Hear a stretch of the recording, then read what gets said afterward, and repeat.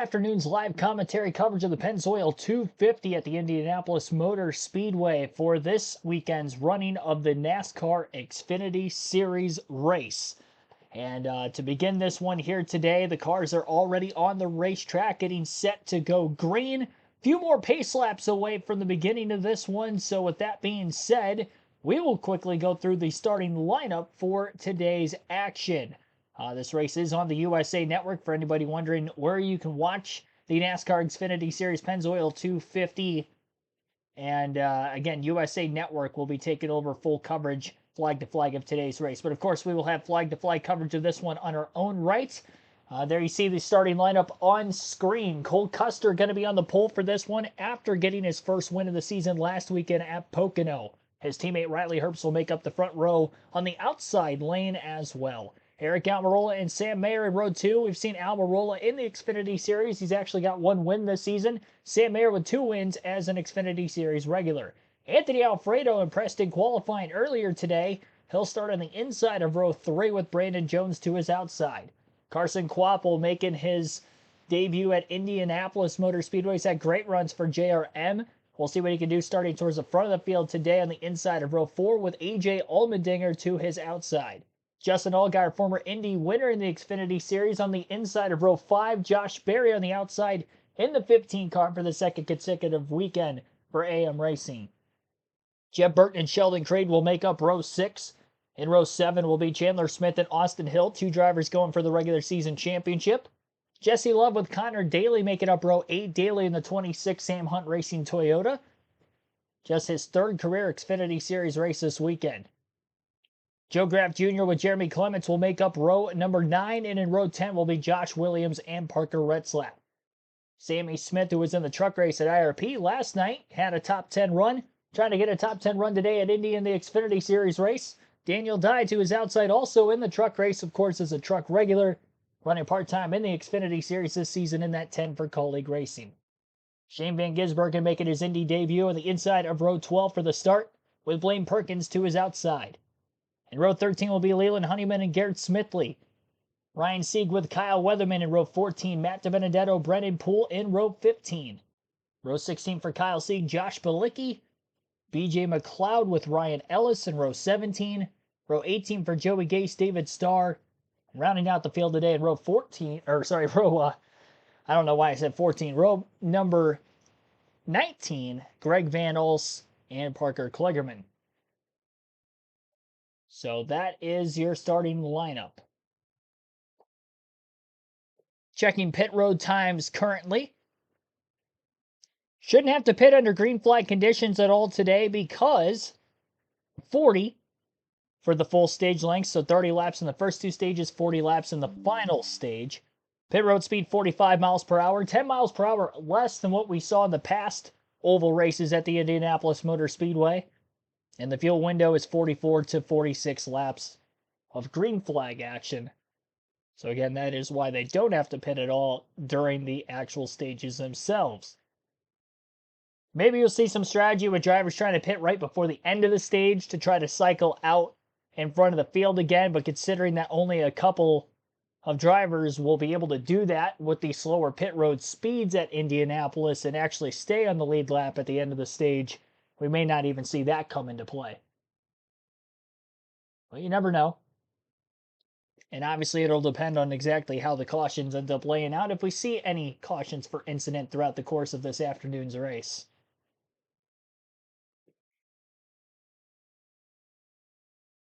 So just getting done setting up those pit times.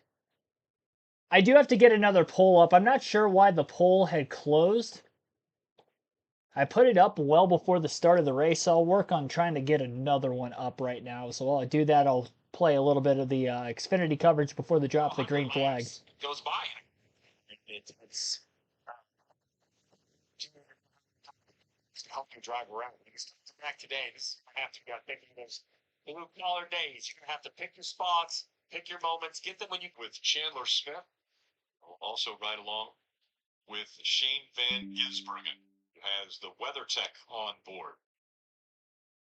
Remember, this is a low horsepower package, so restarts, all those kind of things. This is the first time these guys have experienced this Some drivers will figure it out quickly. Some drivers are going to have to learn throughout the entire race. It's been a great week for the driver of the 00. Cole Custer won at Pocono the first time in 2024. Now he knows he's locked into the playoffs and will be defending the title that he won a year ago. Then earlier today it was announced that he'll be back in the Cup Series, racing once again. This time it'll be for the Haas factory team. Okay, so the poll is back up and running. I changed it a little bit from where it was originally, but you guys can vote and you'll have until the end of stage 2 per usual there. Pace cars well on pit road already. And the SHR cars on the front row lead the field to the green. We're underway at Indianapolis in the NASCAR Xfinity Series Pennzoil 250. Door to door at the front of the field. Custer on the inside lane for this initial start. Herbst on the outside. Making it through the first turn side by side. And Custer clear into turn 2 with the lead. Riley Herbst trying to slam the door shut on Eric Almirola for second. Off the exit of turn 2. Goes down, makes a block. And is clear. Almirola bump draft in the 98 on the back straightaway. Now looking for a move into turn 3. Side by side for second and 3 wide into turn 3 in the middle of the pack. And we got trouble around that 3 wide incident and a big wreck. One car hard into the wall, smoke everywhere, and nowhere to go for a lot of other competitors. They were 3 wide into turn 3, and it ended up in a mess on lap 1. 30. Big wind that came down on that 15 car. A lot of damage there for the 8 of Sammy Smith. Yeah, sure enough, the window net is down, and so Josh Berry's going to climb out. He was going to be doing double duty. No luck for Josh in this 15. They had issues last week early as well. This car was good in practice yesterday. Sorry, Rick. This car was good in practice yesterday, but not even a lap. Oh, no, Jesse Love. Big damage to the right front. Connor Daly in the 26. I saw him 2 and 3 wide, but I couldn't really see where they started, Jeff. They were 3 wide in the middle of the corner. Everybody trying to get themselves in position.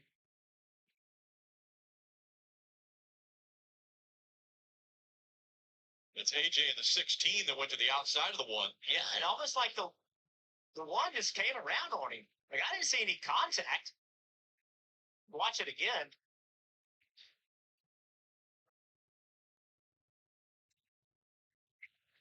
Like 6 jumped to his outside, but physical space on the racetrack. I thought there was 3 distinct lanes. What was interesting to me about that, now they're just along for the ride. Chandler Smith with big contact. Oh, they got in front of him. There was contact right there.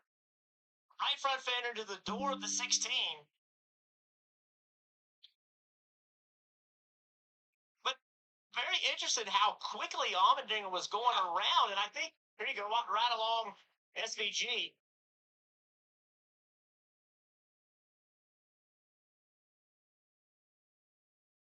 He does a really nice job. Gets lucky, no contact from behind. He actually downshifted. You heard him downshift trying to get the car slowed down.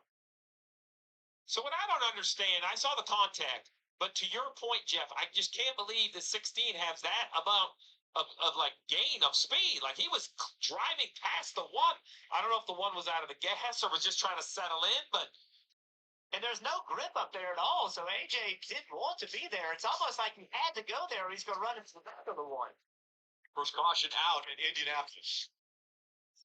3 wide on lap 1, and our first incident of the day is a huge wreck, which has taken out several of heavy hitters in this race. Josh Berry, Sam Mayer going to be done for the day.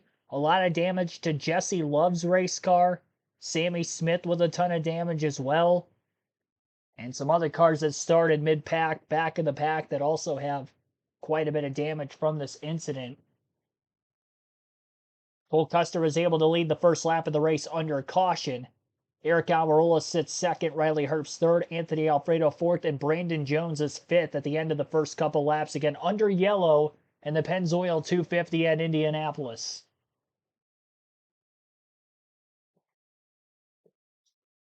Have to wait and see who all was collected in the incidents. Looks like as of right now, NASCAR is stating that Sam Mayer, Josh Berry, Sammy Smith, Jesse Love, AJ Allmendinger, Jeremy Clements, and Parker Retzlaff were all involved in the incident. 7-car crash. It looked like a lot more than 7, so there may be more added to that list. But as of right now, that is what we are looking at, is a 7-car incident, lap 1, turn 3.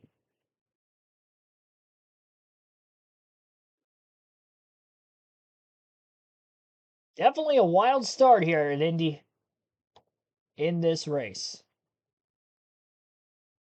3 wide does not work at the Indianapolis Motor Speedway. Mid-corner, doesn't matter what corner on the racetrack.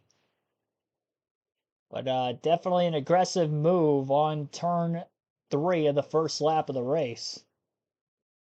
Allmendinger had a big source of speed, went to the outside 3 wide.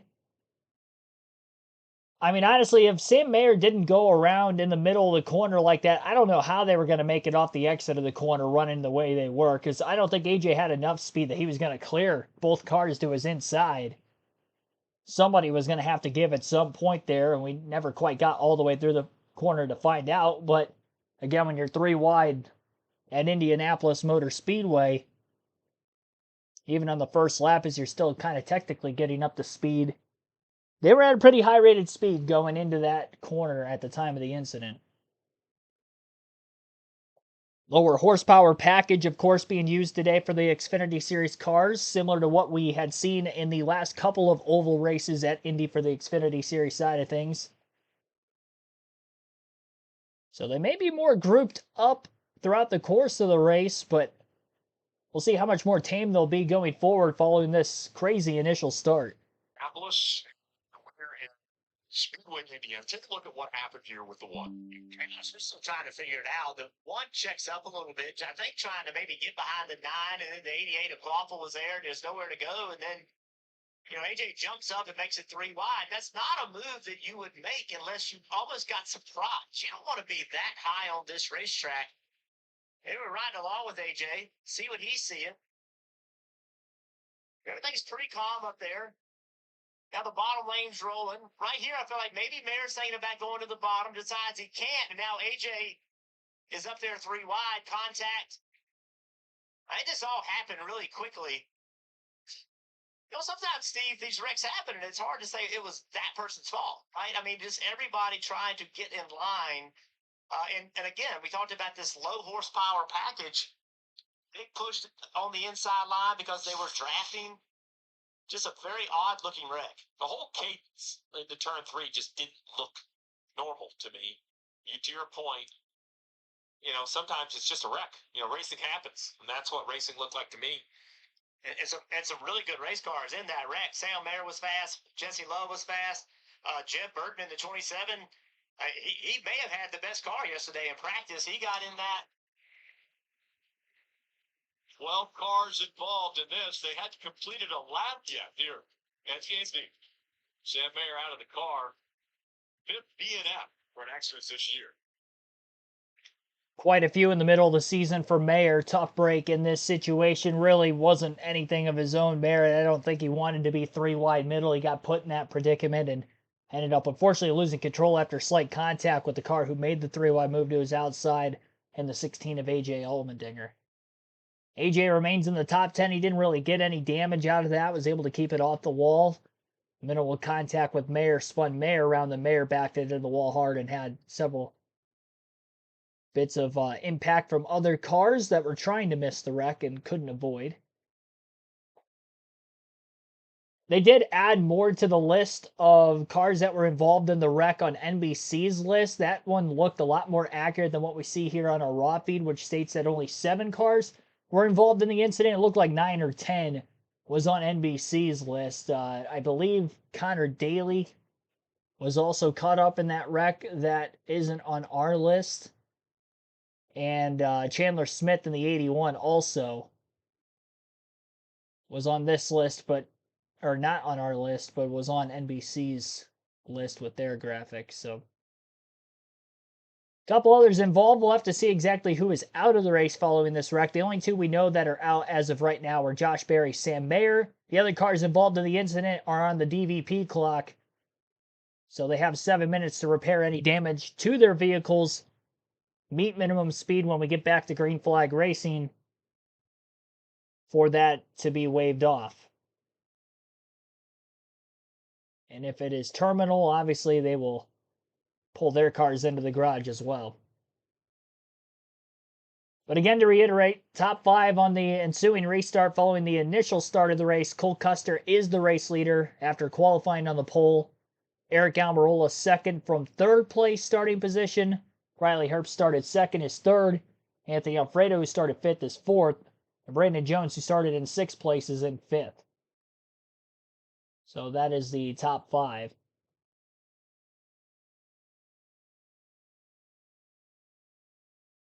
Still waiting to get the first green flag lap in this one. Complete green flag lap, that is.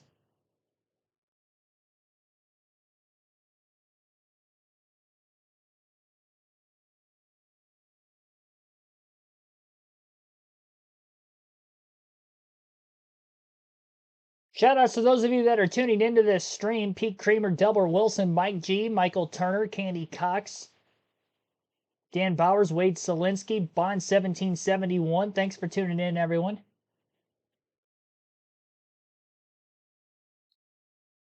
Only rewards.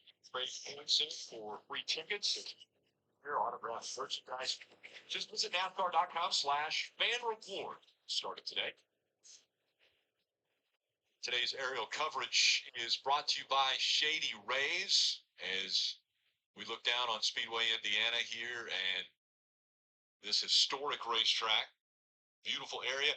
The uniqueness of this racetrack there are homes right along the street here at Georgetown, which is right across the street from the racetrack. So nestled right into the neighborhoods here in Indianapolis. We take a look at the playoff standings at the points. Again, lap 1, a couple cars already out. Not a big deal for Sam Mayer. He's got 2 wins already, so it's not going to hurt him in that sense. Yeah, but Sammy Smith, Ryan Sieg, Brandon Jones, it's a completely different look than it was just about 5 minutes ago. Kim, how about the guy who is supposed to be driving the 15 right now? That would be Josh Berry looking for some extra seat time this weekend. Unfortunately, won't get much of that. What happened? I was trying to watch the replay in there. It looked like Sam got 3 wide middle and got kind of stacked into it. Right. So just obviously disappointing start. We had a good qualifying effort being in the top 10. This was in the wrong spot there at the wrong time. So just want to thank everybody at AM Racing and Clutch Vodka for having me these last couple of weeks. I hate we didn't get results that we should have, but the car was pretty solid in practice and obviously qualified well. I was excited to see how we did today. That's Josh Berry. We'll see him tomorrow in the Cup race. Yeah, wanting to get a little extra track time, and it was about 3/4 of a lap is all he was able to get in the Xfinity Series. It not only hurts him in trying to get ready for tomorrow's race, it hurts AM Racing as they're trying to develop their race team. The reason they have Logano and Josh Berry in that car is to give an evaluation. Hey, what do we have? What do we need to be better? And now you got practice, Steve, but you didn't get that live fire, pit stops, all those kind of things that you need to see with a guy like Josh Berry driving your car. Yeah, we'll set the stage for the 2024 for AM Racing. They had Haley Deegan for the majority of the season. They agreed to part ways. So to your point, they reached out to Cup drivers to do just what you talked about, build the organization. Dave, what about the 27 at Jeff Burton? Real quickly on that 15 car, I saw Matt Lucas on the way out, the crew chief for the 15, and he said, yep, when we signed up for this, just shook his head, couldn't believe their luck. As for Jeff Burton, can't believe his luck either. The crew asked him once he got back out there, hey, how is the steering? Is it straight? He goes, no, it's about 2 inches to the right, which is not good. They're asking him to live with it for now. He just came back down pit road. I'm going to go check with them again, see if they made any progress on that, and we'll listen in for Jeff. But it's going to be, he said it was so far off, he felt like he was going to blow a right front. So it's got to make that right before they go green here. Kim? Dave, the other driver that's being asked to live with it would be Jesse Love in the 2 car. No right front fender all the way back to the door. His crew chief, Danny Stockman. So it's not ideal. I know. You also have the hood bumped up. I know you can feel all that. Do your best. Danny said if you can get tucked up behind someone and draft as best as you can, that's going to be the only solution I can really offer you. Yeah, remember, in this generation of NASCAR, years ago, 20 years ago, you put another fender on it. You're not allowed anymore. None of those repair parts and pieces. You could really just use tape. You could tape the fender back together if it was still there, but obviously just damaged too much. and back to the 27 of Ford's son. So that would be a story. That would be a story. So if the right front is bent like by itself, meaning that the toe, the parallel settings of the front tires is messed up, that's a problem. If just the steering box itself is bent, or really the pivot arm where both tires turn to the left, that was just uncomfortable for the driver. The concern is these long straightaways wear those front tires if they're towed in or towed out. So definitely something they're going to have to work on. Here comes the choose as far as the inside or outside line.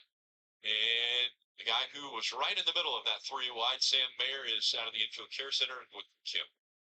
Yeah, Sam, you were in the middle of all that melee. A lot of questions as to what happened, what started that. What can you tell us from your seat? I don't know. I mean, I thought there was a car on my inside, I guess. I don't know if the 88 was in there or whoever it was in there or not, but just trying to give room, and there wasn't enough room to my inside. Oh, yeah, that's stupid. Okay. Frustrating. Obviously a really crappy way to kind of go into the off weeks like that. That's a bummer to watch right there. But our car's as fast as Xfinity internet. That's all you can really do. Huge thanks to Hugs for coming on board this weekend. Too bad it got cut short. When you said that stupid, specifically, what were you referring to? That tire situation. We should not have been 3 wide going in there for absolutely no reason on the first lap. The guy on the outside is the first one to say, don't be too aggressive going like that, and then does that, and then the car on the inside is my teammate too, so that's frustrating. It was great work by Kim to kind of understand, because as I listened, I'll be honest, I wasn't quite following it all as well. Clarity there. Now, he might go back and see it all. I mean, it's his opinion. You see the donut. I think the contact is clear. Just when we rode on board with the 16, I'm not sure AJ really wanted to be there. It seems like they kind of all stacked up. And that's a young driver talking. He wanted to get to the inside. He didn't want to push the issue, right? He didn't want to cause a wreck by, getting down there too quick and put the 88 in a bad position. So he did get aggressive on the first lap, trying not to prevent an issue, then got put 3 wide. And that's the balance between being aggressive and not aggressive enough. Builds a lot of confidence for this next restart, Rick. Everything should be just fine now. No problem. Well, they're 2x2 once again, and it's Custer and Herbst that will make up row 1. Brandon Jones in the 9 back there. Pretty interesting, the 20 of Almirola. He could have picked the outside lane. Instead, he chose to be behind the 00 of Custer. So expect a huge push down this front straightaway from that 20 car. Anthony Alfredo and Archie Waffle in the 88 making up row 3. 2 big winners at the top of the screen. You see that bright orange and white 48 of Parker Klingerman just in front of him on the outside, the 21. Austin Hill, both had to start in the rear, made big gains through that wreck. And only 3. All right, so this race started about 18 minutes ago, but we're finally going to get back to green flag racing after the lap 1 incident. We are now at lap 8. Cole Custer again leading the field to the green this time around as he did the initial start. And again, taking that inside lane on the front row as the control car. Riley Herbst staying door-to-door with him into turn 2. Better than what Herbst was able to do on the opening lap of the race. He'll stay side-by-side for the lead down the back straightaway with his teammate.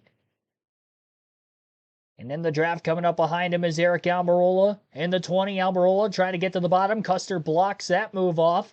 And Brandon Jones, after the loss of momentum by the 20, Jones to the inside of the 20 car. Only to let Almirola back in line again. Herbst held the outside well through turn 3. Custer again stays underneath the 98. And side by side for the lead on the front straightaway now.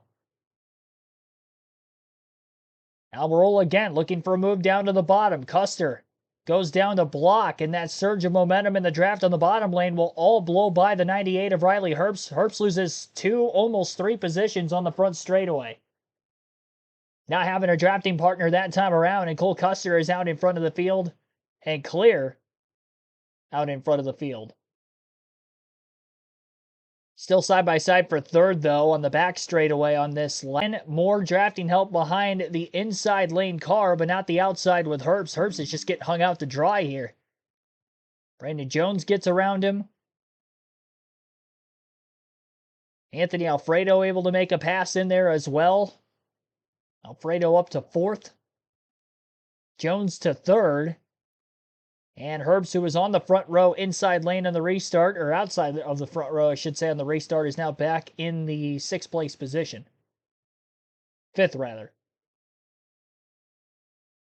38 car Matt DiBenedetto having a solid start to this one. Early going, slides in line in the 11th place position, right in between Shane Van Gisbergen and the 39 car of Ryan Sieg.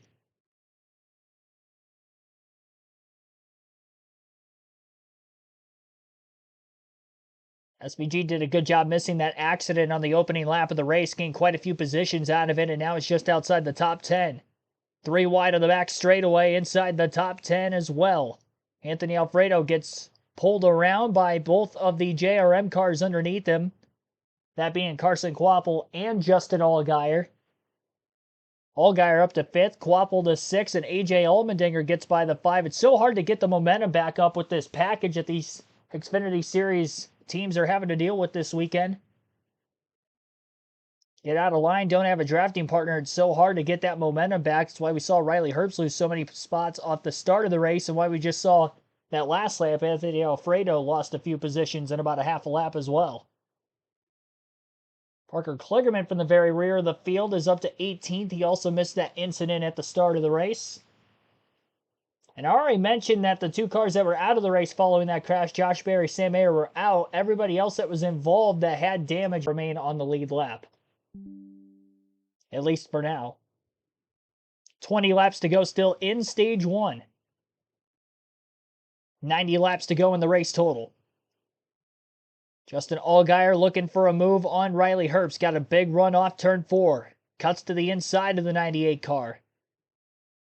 Side by side on the front stretch. A little bit of a side draft used there by Allgaier, and he'll pull clear well before getting into the braking zone in turn 1. Justin up to 4th, and Allgaier the only driver in this Xfinity Series field that has won on the oval at the Indianapolis Motor Speedway in the Xfinity Series. So if somebody else wins the race other than the driver, the number 7, it will be a new winner at this track. This is the first time, though, that the Xfinity Series has ran on the oval in Indianapolis since 2019, 5 years ago. Cup Series ran here on the oval in 2020, but the Xfinity Series debuted on the road course in that same season, the Saturday afternoon that weekend. Josh Williams up inside the top 10. Haven't seen that much out of his colleague debut season, I guess, in that 11 car. But having a solid run early today. Hasn't qualified particularly well for most of the year. We've seen him in some cup races this season as well for colleague racing. But definitely having left a little to be desired on a race weekend more often than not. He's had a couple of solid finishes. Most of those races he has had the good finishes have been the war of attrition races. And although we had a bigger wreck on the first lap of the race, that is the only caution in these first dozen laps. So Josh Williams off to a good start. Allmendinger running some pretty good laps as he continues to close on Kvapil, the rookie.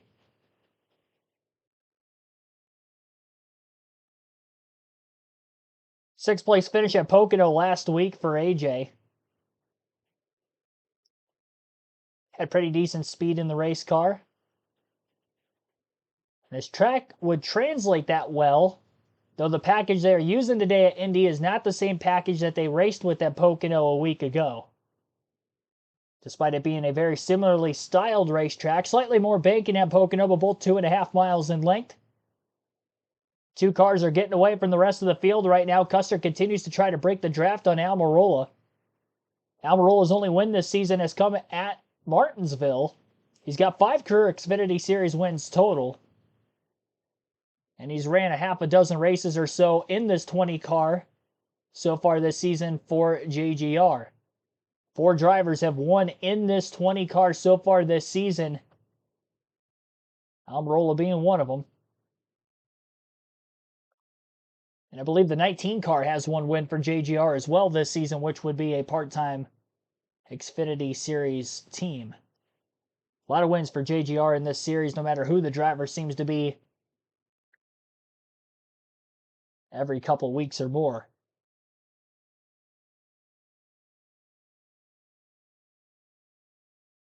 We'll be halfway through stage 1 this time by at the start-finish line intervals between the top 5 positions.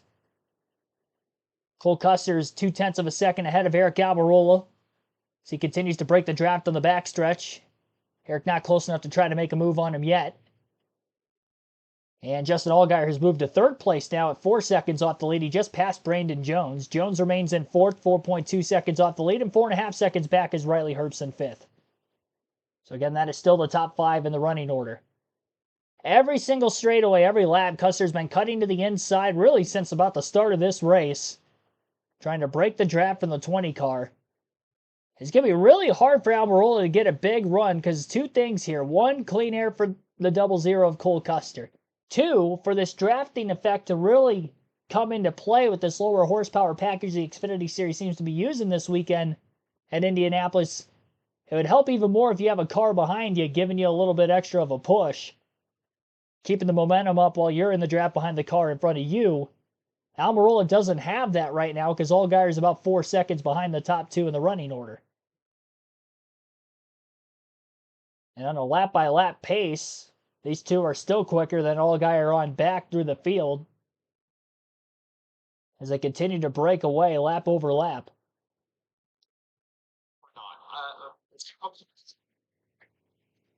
If these 2 can draft the straightaways, work through the corner, you see that gap back to Allgaier, 4.6 seconds. If they can continue to extend that, Jeff, that kind of shuts that opportunity off to pit before the end of the stage. As we see the 81 slow, Kim. Yeah, he said he was losing fuel pressure and then came on and said, I have 0 fuel pressure. I am not going to make it back to pit road. So major issues for Chandler Smith. Yeah, he is not able to get to an access road, and that brings the caution out. So there'll be a restart, but Chandler Smith. Take a look at what happened between the 9 and the 98 here. Oh, 9 Herbst underneath. Man, it's really tight on the exit of that corner. So that was an interesting battle between the 7 and the 9 and the 98. And it was interesting, Jeff, because it's almost like a mix of everybody having to work together. He came on the radio, Riley Herbst, and said, I'm better through the corners, but the JRM cars are better down the straightaway than me.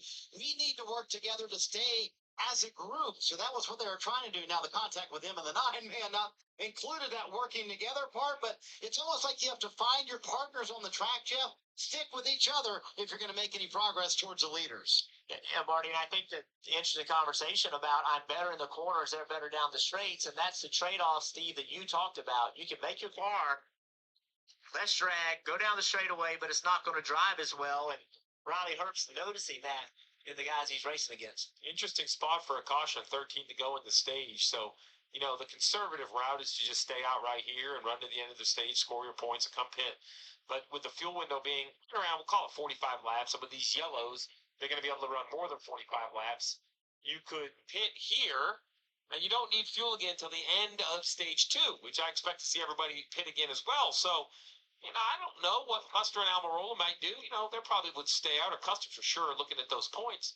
But there is an outside opportunity where I can make sense for pitting under this yellow. We'll just see if any of the crew chiefs opt to do that. Little strategy move there. Let's see which drivers are on the move. Brought to you by Ashley Furniture. Since the start of the race, Parker Klickerman has made up 23 positions. Austin Hill, 22. Again, those 2 had to start in the back. Ryan Sieg, Benedetto, and Kyle Sieg all making up teens as far as laps. Chandler Smith bringing out this caution. Unfortunately, we heard from Kim at the start of the show that this is a dream.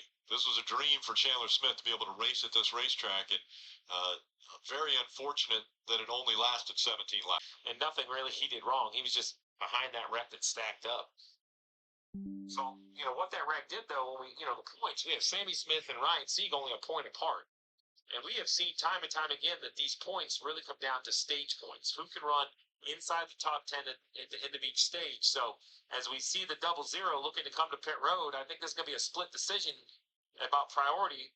Yeah, looks like Ryan Sieg might stay out for those points. Riley Herbst as well.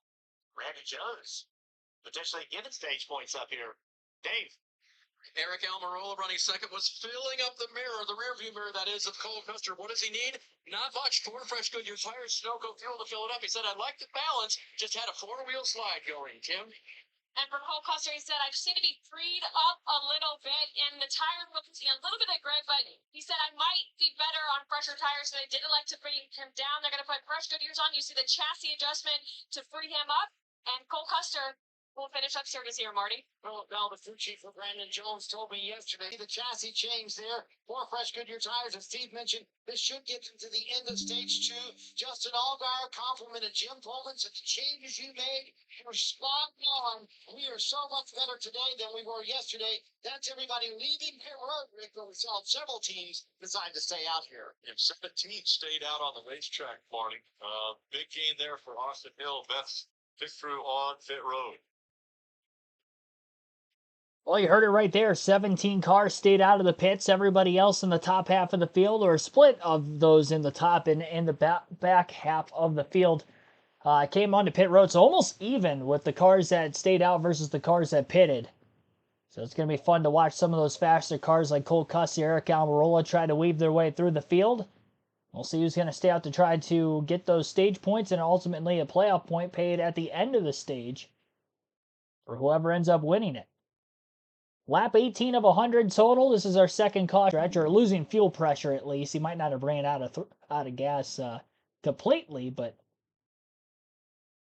was very, very slow. Was not going to be able to make it back to pit road without help.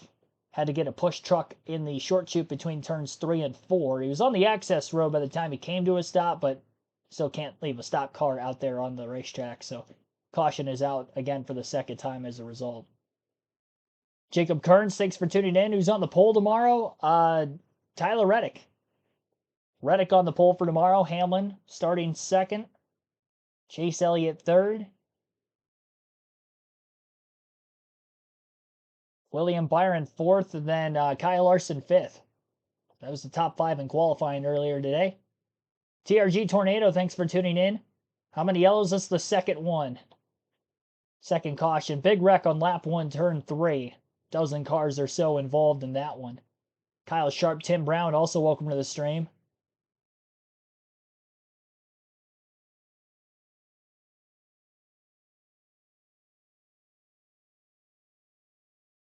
Carl, thanks for tuning in. He's taking Custer for the win. That's my pick, too. We'll see how he does from the middle of the pack. Northwest Rail Fan, thanks for tuning in. Sid for Brains, Steve Reed, also welcome to the stream. Jordan Kirby, Frank Powers, Uncle Plain Guy, many others. Now, 36 likes. Our goal is to get to 100 likes on this Xfinity Series race broadcast, so be sure to hit that like button so we can get to our goal. The chat poll, pretty even for who you think is going to win. 44 votes have been casted.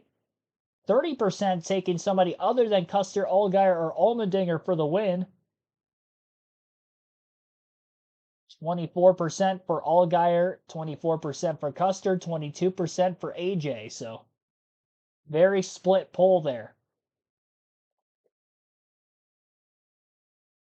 We'll take our first ad break of the stream and we'll get the restart on the other side. We're late in stage 1.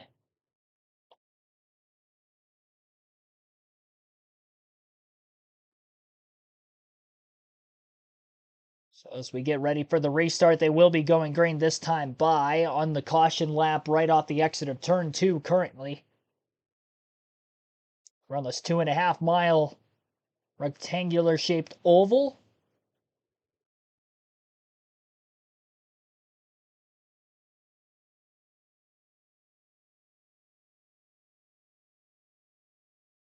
A little bit of wear on the tires. It just came off the car despite not many green flag laps on them. We'll have 10 laps to go in stage 1 when we get back to racing. We'll have 20 laps complete out of 100. 20 laps in length, and then the final stage will be the final 40. So Chandler Smith will be the third retiree from the race.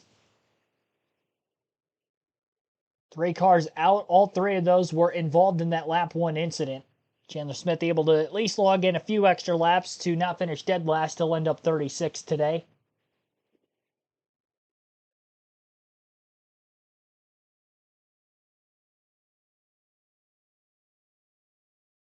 4 top 10s and 4 starts for Brandon Jones on the Xfinity Series oval side of things.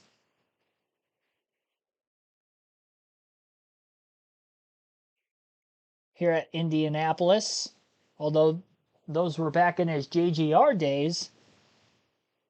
Times have been a little different since going to JRM. Has not broken through to victory lane yet. We'll see if he can make that happen before season's end.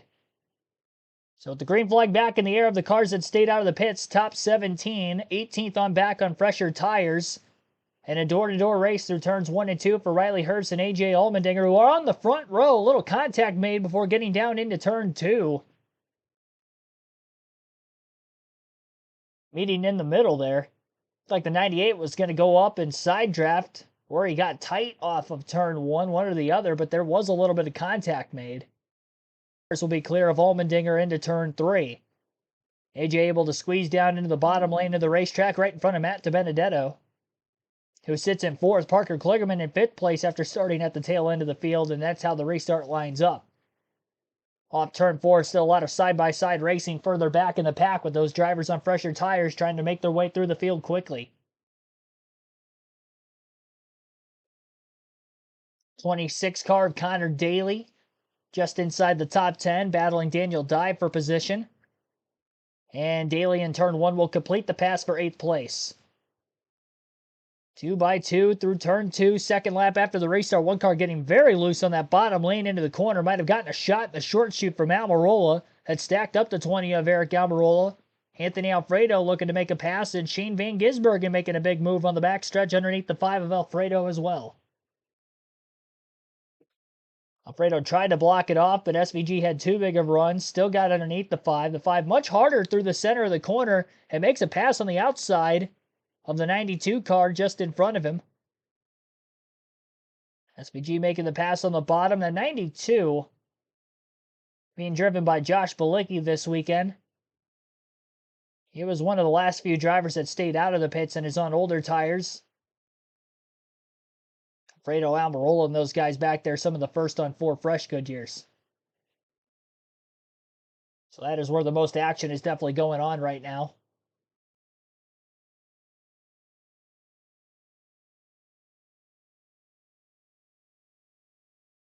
Porker Retzlaff, who was out of technicality at least involved in the first caution of the race, doesn't seem like he's got hardly any damage on the race car,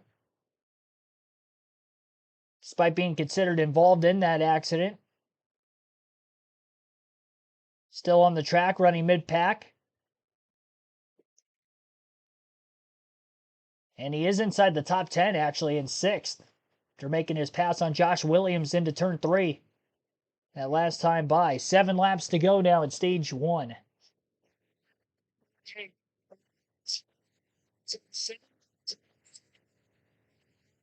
Just 7 years. It's an image of a Formula One car going through a corner. It motivates him. But this week, he decided to change it. He knew he would have a good race car. Remember, he crashed in qualifying, and he changed it to a mantra. Find a way to win. Before they took the green today, Parker got on the radio to his crew. They had already repaired his race car. He said once again to them, find a way. Steve, is this the way? Staying out here, going to the end of the stage, can you see a way for a fast 48 car to make it from here to the victory lane? The positives 48 is to get out of traffic, get a little bit of a balance read on your car. You got to score some points right here. So for 48, who's above the cut line, I think that's a very high value. Now, the challenge is going to be when he pits at the end of the stage, he's going to give up a ton of track position. So it'll really be a test of that mantra. Can he find a way through traffic once they have to give up that track position? As now we see the 9 continuing to move forward. Brandon Jones back inside the top 10. Clear. The 11 of Josh Williams. Party. Look, I'm going to tell you, this Brandon Jones since the restart is so impressive. Plus 11 spots and now in a position in 6 laps to collect some stage points. And Jim, I told him on the radio, you are the furthest forward of everyone who pitted with us. You have a tire advantage on everyone in front of you. Now plus 12 for Brandon Jones. Do you want that information behind the wheel from your spotter, Jeff, to say, hey, you have the tire advantage. Take advantage of it at the end of the stage. For sure. My concern, as we said before the start of this run, was that he wasn't going to get back up there and get points up. Well, guess what? he is going to get stage points, and he should be leading all the cars that have tires and on the same pit strategy as he is. So, and he's way faster than the two cars in front of him, so he could finish top 4 and get those stage points and get track position. Now, what I thought I knew, I'm not sure I know anymore, which was track position. Track position. Is the 9 this good, or are the fresher tires this big of an advantage? Because the 00, the 7, the fresher tires are moving through the field, but these already were the cars that were at the front, so they had good pace. Now just having to battle through traffic for the first time, especially for Cole Custer, who had nothing but clean air on the initial start of the race, now having to deal with a little bit of that dirty air. So at least he's getting a feel for how his car is in traffic, and when he has to make that second pit stop of the day, they can make the right adjustments to try to stay on top of the racetrack and continue to adapt on the setup side of things and keep that race car as fast as it has been right out of the get-go. Custer trying to look for another pass on the inside of the 31 of Parker Retzlaff. Stage points on the line there as they battle for 8th. Custer completes the pass. Retzlaff on slightly older tires right around him. Riley Herbst with a 1.8 second lead over Ryan Sieg. 4 laps to go in stage 1. Leaders on the back straightaway. So again, the top 10 all receiving stage points. Battle for second going on between Sieg and Allmendinger at the front of the field. Points as we run with Sammy Smith involved in that first incident of the day. Ryan Sieg trying to get these second place stage points. He's 14 points above the cutoff line at Sammy Smith. Coming into the day, Sammy Smith was actually the last driver in above the cutoff line over Ryan Sieg, as Allmendinger clears him on the front straightaway for that second spot. Sieg sitting in 3rd. He's a couple seconds ahead of Kligerman in 4th, so should be able to hold on with about 2.5 laps to go in the first stage. Get 8 points here. That'd be a solid start to the afternoon. Though he will have to make his first pit stop of the day during the stage end and give a lot of that track position back up. Sammy Smith, who again was involved in that lap 1 incident that he's racing with right now for the final playoff spot on points. Sammy is in 20th and no shape of getting any sort of stage points here. I'm not sure if Sammy Smith pitted during that last caution or not. I would imagine he probably did, considering he was at the tail end of the field anyway. A little bit of damage still on that race car as well in the driver, the number 8.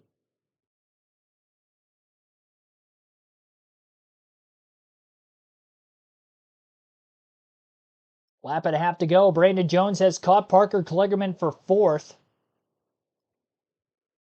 Working their way off of turn 2. A little bit lower exit for Jones. Gets slight better turn.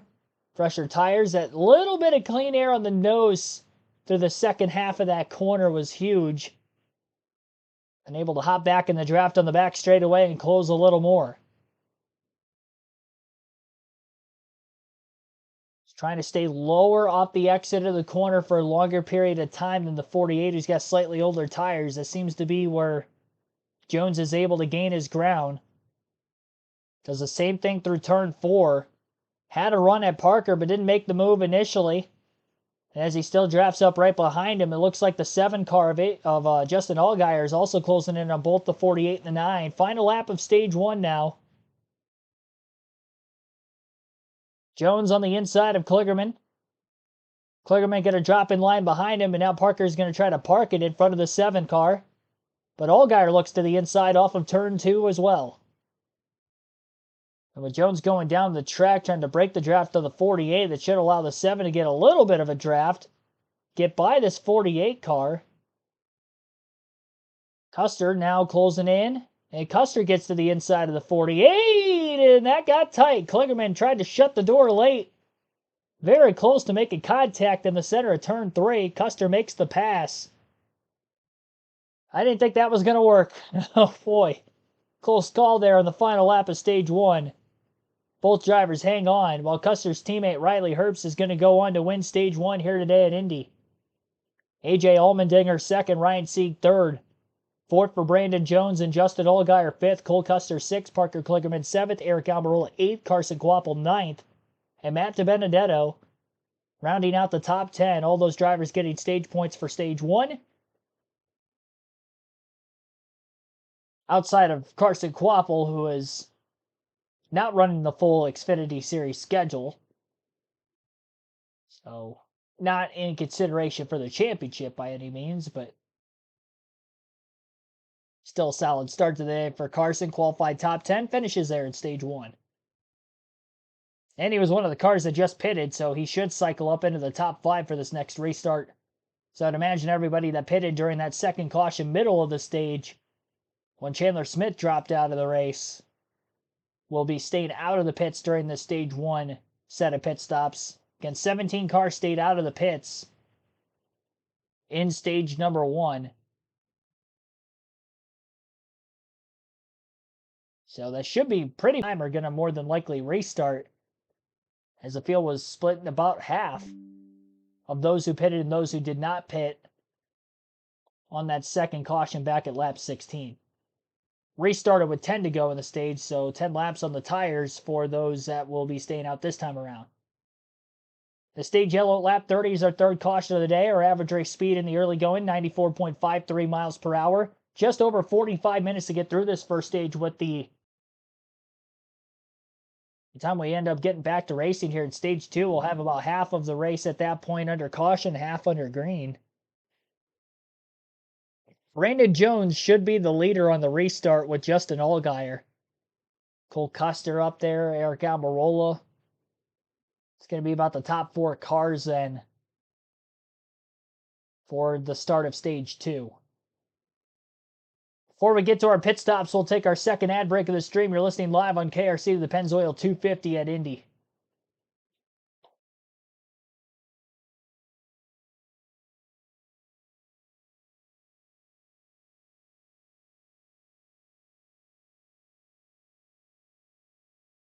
John Barber in the chat asking anyone know how many of these drivers racing on the Indy Oval for the first time. On the Xfinity Series side of things, I'm not entirely sure on the exact number.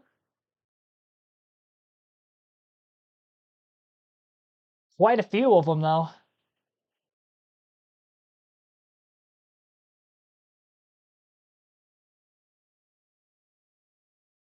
Yeah, I'm not sure on the exact number myself. Obviously, Carson Kvapil would be his first.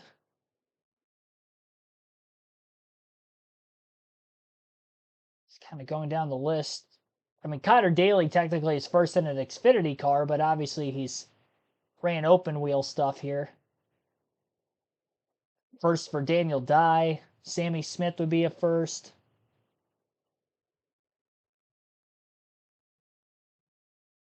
Probably more drivers here that have ran a lap in Indy than what you would think. Might be the first for Riley Herbst, who ended up going on to win stage 1.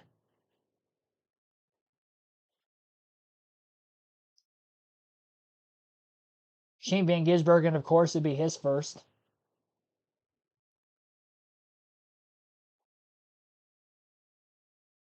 Josh Berry trying to get the extra laps this weekend would have been his first involved in that lap 1 incident. Same for Sam Mayer making his debut at Indy this weekend for the Xfinity Series side of things. Pit road going to be open this time by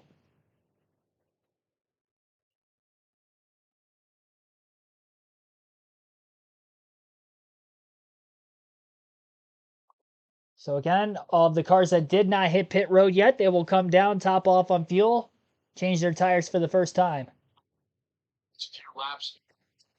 Parker Flickerman got 7 stage points there. You saw him on the playoff standings. Still 11th out of 12, so he needed those points. Good run for them. He said his car was tight.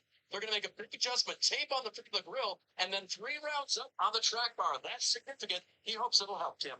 Adrian Allmendinger, top right. The crew remind them where to put his left side tires. These boxes are so narrow, they want to make sure the crew has room to service the car without getting squeezed. AJ said, by myself, I'm not bad getting in the corners. I'm just tight center off now. They'll make a chassis and air pressure adjustment, Marty. Tim, Rick, and Steve talked about it. The valuable stage points for Ryan Sieg. Said he's too tight center exit for his car. Got our playoff point. The bad news is going to be deep in traffic for Riley Herbst, who's worried about being too free in all that traffic. Now the interesting part, Rick, is how far do all these cars start back in the field in this stage 2?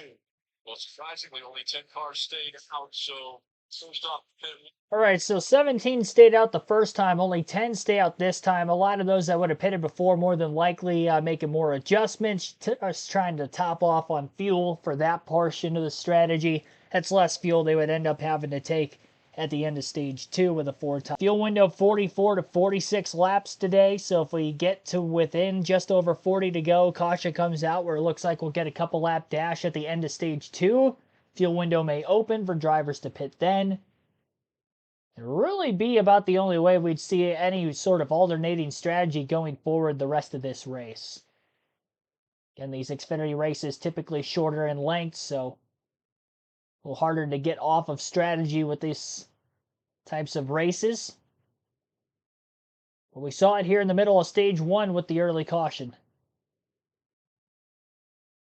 So the top 10 on the upcoming restart will be Brandon Jones out in front, Justin Allgaier in second, Cole Custer third, Eric Almirola fourth, Carson Kvapil fifth, Austin Hill sixth, Anthony Alfredo seventh, Sheldon Creed eighth, Riley Herbst ninth, and AJ Allmendinger 10th. Actually, no, that's not the Herbst and Allmendinger spot. I don't think that's necessarily accurate. Top 8 cars I named would have been accurate, but I think we got to wait for them to get back to the start-finish line this time by to get our leaderboard updated a little bit more.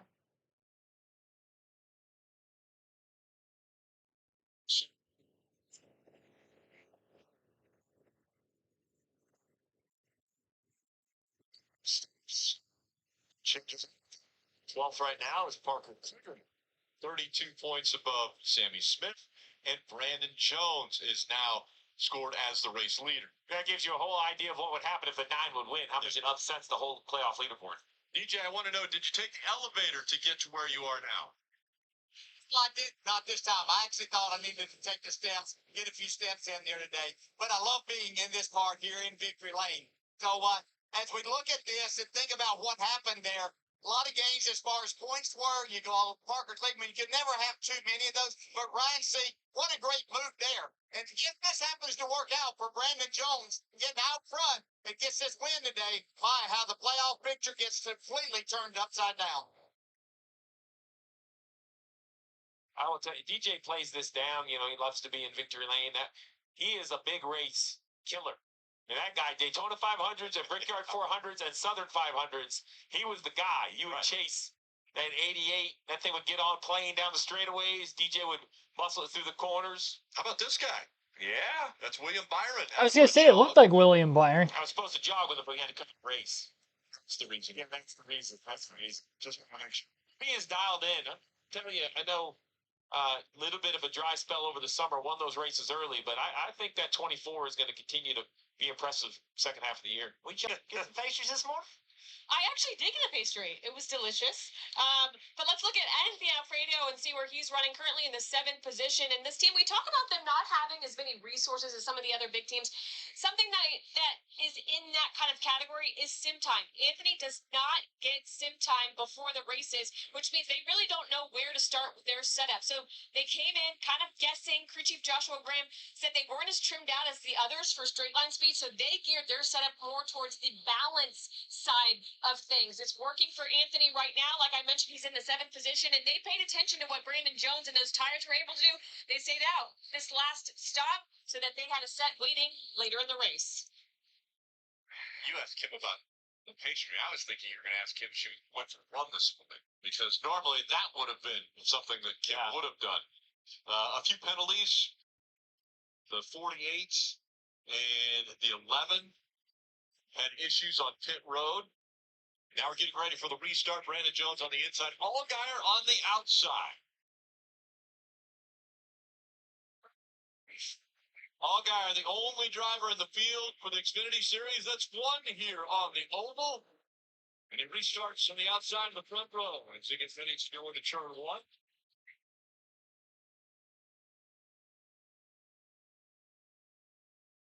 Allgaier got up the racetrack just a little bit. That allowed Brandon Jones to clear him.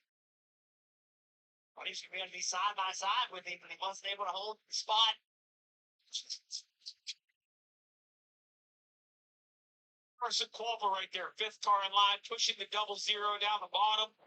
The youngster behind the wheel, the 88, continuing to impress. 21 years old out of Mooresville. Doesn't matter the size, type of racetrack, experience level at that racetrack. Finds his way to the front. There's a lot of late models right now for Carson Quapple, and they're telling him, everyone that is mentoring him or giving him advice, saying, don't be in such a hurry to move up through the rankings. You are great right now in the late models, and you're showing that no matter what kind of a car you get behind the wheel of, you can be competitive. Connor Daly in the 26, a little IndyCar move, popped out of line at about the yard of bricks. Just unable to really kind of get that pass, although he still holds the position on the 39. Now it'll really be who the 97 wants to follow. I think SVG has that opportunity to push one of them by. I would assume he's going to take the bottom after the sixth round. Hey, Sieg in that car on the outside, he did a great job of being right on the door of Connor Daly, and that allowed him to keep fighting. Without that, he isn't in this position. It was an aggressive move, but that's what you had to do. And here he is. He's going to still fight. So you got to be right on the door. So he missed it that time a little bit. But he's able to slide in front of SVG. Nope, SVG not having it. That's a difference, Steve, between being right on the door and being 2 feet off of him. You need to be, because there's no grip of the racetrack up there. So you cannot give that space. And I actually think that whole move right there for the 97 shows me how far he's come in the ovals. Right? He kind of defended the position, blocked down the front stretch. Really did a nice job for someone who just doesn't have a lot of experience at this style of racing. Obviously, so much skill. 3 times he's gone to victory lane at the road courses. Dave. Well, and you guys have used the word learning for the 97 driver, and he told me this weekend, yes, it's absolutely about that. Every time he goes out, he learns a little bit more. And they're learning how to tune on the car for him, too. Whatever they did the first time, he said, I want that again, or maybe 3/4 of that. So communication with Bruce Slicker, his crew chief, working well and getting the 97 where it needs to be, just so he can drive it. He just wants to drive it, make passes where he can, and learn. Daniel Dodd going to the inside there. Jumps on the inside of the 44, Brennan Poole. 10 wide. That 2 still makes me laugh. No right front fender on that 2 as he gets a big toe on the 10 at the top of the screen. The 10 will defend. We had heard Danny Stockman say, hey, follow somebody. Try to get behind him and use the trap because you don't have a right front fender to lean on. At 31, Parker Retzloff in the middle of this on the bottom. Big trying to hit in practice. They did a nice job repairing that 31, trying to recover. It was in practice. Jones, Allgaier, Custer, Almirola, Quapple, the top 5. Yeah. 31 car, and he also just had another control tire. So he had to get through a lot of cars to get here. Dave. Yeah, Jeff, they were not happy about that, especially since they've been making some. This team, he wants a little bit better entry to the corner, a little tighter and more stable. They worked hard on it. They spent 2 extra hours with NASCAR's commission working on that car last night to fix it, and an extra 45 minutes this morning. So it's been fast, and now he just has to find his way to get back up. That strategy thing may come into play, but he's got to pass cars too. Yeah, look how tight that race it is. You have to be so aggressive to clear the guy on the outside of you. If you're not, you get so slow down the straightaway. People behind you trying to make you put you 3 wide. Jeb knows it, moves down the racetrack. Big push for the 11. That's what you hope they do. You hope they push you rather than put you 3 wide. Is it demoralizing to get passed by a car that doesn't have a right front fender? Yes. That never happened to me. That did sound a little personal. Yeah. Experience, I think, speaking there, as we see Parker Kligerman easily go by the 91 there of Kyle Weatherman. Brandon Jones now things heating up front here with Allgaier and Custer almost looking like they're working together. See if they can catch up to the 9. Down the straight. This low horsepower allows you to draft up a little bit. See, Allgaier showing it to him. Brandon Jones entering the corner low, trying to take air away from that 7 car. That's exactly what you talked about earlier. Right, the 00 was making that late arc. The 9 had more straighter entry, almost like a defensive move. And look at the gap it created. And I bet the 9 went slower doing it, but it hurt the 7 car more than it hurt him. Working right plays out. Wobble running 5th. Eric Almirola, the 4th car in this line. Well, I have to say, nobody knew but this roll package would do. But this battle for the front, this is a lot of fun to watch. So, Jeff, in that first stage, we saw at the end of the first stage, we saw Brandon Jones storm through the field. Now he's trying to hold on to the lead against his teammate Justin Allgaier on the fresher tires. Watch that put on brand new tires. He's already gained 3 positions, and he has tracked down those cars in front of him. So, was it earlier Brandon Jones having a quicker car than the rest of the field, or was it the tires? Well, what Riley Herbst does here, Steve, really tell us the tale on the tail with the tires. I think it really will. I do think Riley will be able to get probably by the 88, but he'll use some tire up doing that. With 18 to go in this stage, it'll be interesting to see how far he drives forward. And the reason that matters is because that 40-lap final stage, if we get a caution halfway through, Rick, right, then what do? I think if you can restart, 5th, 6th off tires, you're going to be okay. But if you have to go all the way back to 12th, I'm not sure there'd be enough times. Allgaier looking once again as he goes to the inside for the lead. Allgaier to the inside of the 9. Cole Custer trying to figure out which way he's going to go. He's going to go past on the inside as well. Allgaier leading at Indy. But for how long? Here comes the 00. Cole Custer. They're going to be side by side. Who's Brandon? Might be going for himself here. Both? He was trying to be right in the middle. Custer with a shove for Brandon Jones, and Jones is going to clear the 7 for 2nd. Oh, the 00 missed the bottom a little bit there. Will that be enough for the 9 to have a run?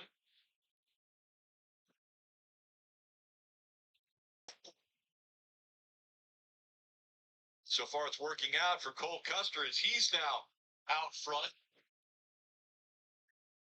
Jones, Almirola, Allgaier. Allgaier's like, what did just happen? Like, they just passed for the lead out 4th. A lot of positions changing up front, but now it's Cole Custer, the pole winner, who's leading. Side-by-side screened commercial break on the USA Network. We'll go through the full field running order for the first time in the race. Lap 42 of 100 in the Pennzoil 250 at the Indianapolis Motor Speedway for the NASCAR Xfinity Series.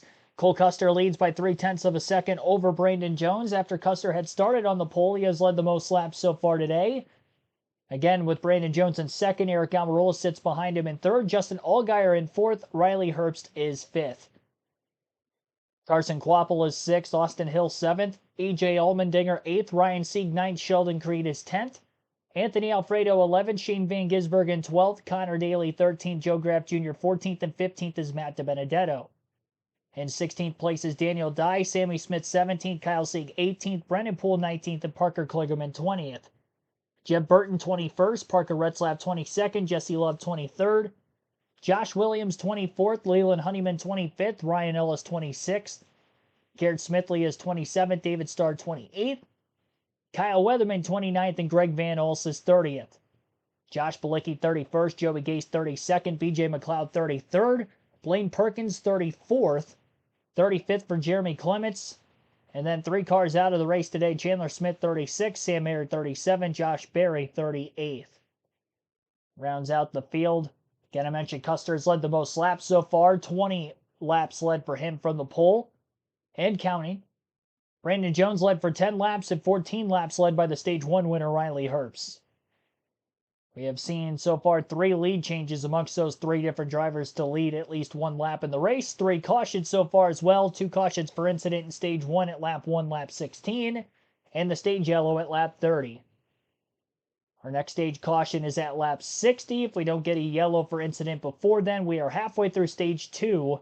15 laps to go this time by. As Custer just crosses the yard of bricks. So, 15 laps to go in this stage now. Be sure to hit the like button on the stream again if you haven't done so. 47 likes currently. We'll take another break. Continue our live commentary coverage at Indy here on KRC.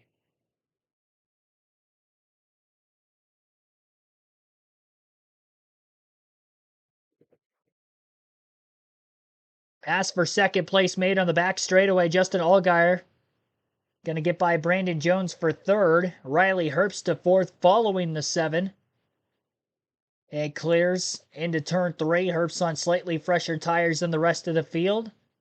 I shouldn't say the rest of the field, but those that are in front of him, as he had pitted during the stage end. Riley showing some good speed out of his Ford Mustang. His teammate Cole Custer got his first win last weekend, so we'll see what Riley can do here this weekend. Clear of Cole Custer, going to be driving in the Cup Series next year. They've also mentioned that they have offered Riley Herbst one of the Xfinity rides for next year. There has not been a confirmation if he would accept it, but it has been offered to the driver of the 98. You see right there, that 98 really good on corner exit. About 12 lap pressure tires on the 98. Stuart Oscar's kind of split the strategy. The 00 did one, the 98 did another. Well, that's the chance of being wrong is 50-50. 50-50. That's my kind of plan. Allgaier holding on to third, 14 laps remaining in stage 2. And you wonder about the 7. Remember, you see the damage on his rear bumper. Remember, he was in a little bit of that bumper car early. I don't know if it really hurt the car, but it's not showroom quality anymore. Kim. And Rick, you mentioned that announcement about Cole Custer returning to the Cup Series next season. We got that announcement here today. We know he's going to drive for the Haas Factory team in 2025. But let's talk about the journey back to the Xfinity Series for Cole. Cole never once complained when he came back down to Xfinity. Instead, he put his head down, he went to work, and that work paid off last season in a championship. Yes, his goal was to get back to Cup, but we did not hear him complain about being back in this series. And what we're seeing now, I feel like, is them defending that championship. They are putting together another title season run. We saw them in victory lane last week with that Pocono win. They've been consistent for the majority of the season, winning the pole here today. All the teams I talked to in the garage today said it was Cole Custer with a target on his back today. They said he's going to be the car to beat, and we're seeing him out front now. Go one step further. Regular season points right now for Cole Custer. Huge advantage. He's got 51 points on second. That's a race. He has a race advantage right now on second in the regular season point standings. Great battle right here. 98 of Herbst finally getting by the 7. You see the momentum you lose when somebody gets underneath you. But going back to Custer, he didn't complain, but he didn't like it. He felt like all along he was a Cup driver, and he was committed to getting back to Cup. And, you know, he will be a better Cup driver for having gone through that. And there's no, nothing is easy in this sport. And there's been many examples, Dale Jarrett being one of them, Mark Martin being one, where you had to take a step back, and then you come back better. And I think that's what's going to happen with Cole Custer. But it put a chip on his shoulder, Steve. I mean, when we talked about it, as soon as it happened with him, he was not happy. He did not like it. He appreciated the opportunity in Xfinity, right? You can do both. You can appreciate the opportunity and still not like that you got out of Cup. But he's made the most of it. And in a world where a lot of drivers expect him to say the right things, he danced that line that you talked about, Jeff, right? He was appreciative, but never once did he shy away from he wanted to compete on Sunday. Yeah, his message was clear. His goal was out there, and he let everyone know what it was. And today, the announcement was made that he will be back behind the wheel of a Cup car in 2025. But right now, he's leading at Indianapolis in the Xfinity Series, trying to finish off the season and potentially defend that championship that he won last year. 26 years old. There's a lot of racing left for Cole Custer. And then that experience just makes him that much tougher, in my opinion. Yeah, soon to be father. I saw him down there on the grid. I asked him how the family was. Everybody's doing great, but First child expected in the off weeks over the next 3 weeks. Yeah. So back-to-back wins. lead into a 3-week off time with having a child. There's a lot going on for this young man. Yeah, wife Carrie, I'm sure, is watching, going, "Okay, you guys, enough about all this great stuff about Cole Custer."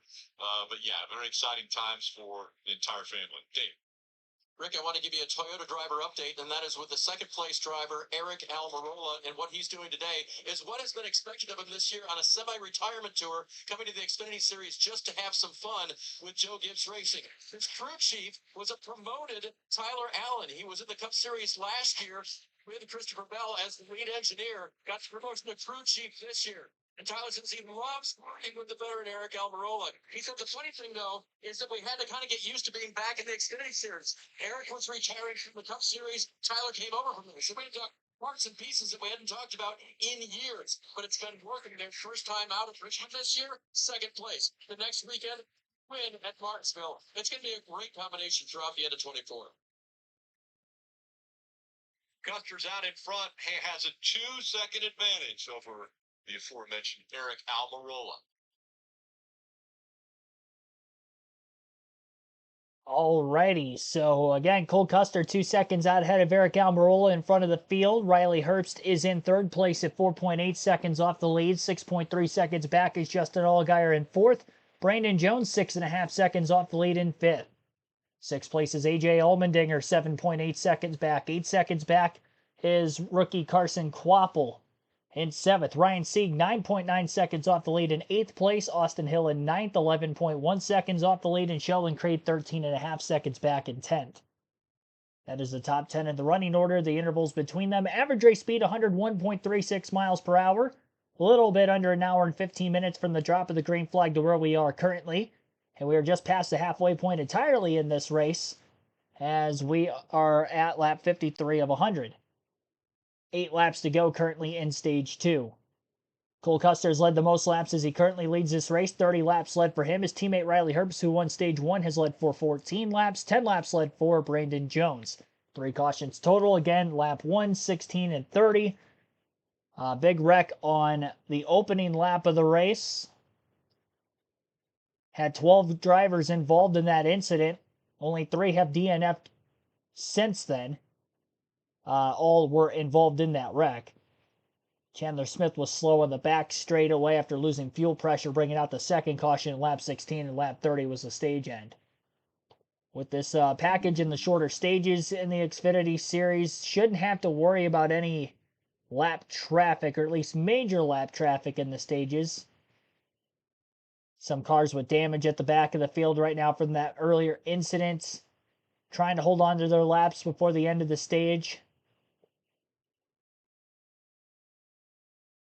Fastest car on the racetrack right now, though, undoubtedly is the race leader, Cole Custer, as we see him try to continue his lead late in stage 2. We'll take an ad break. Again, you're listening live to the Pennzoil 250 at Indianapolis Motor Speedway on KRC.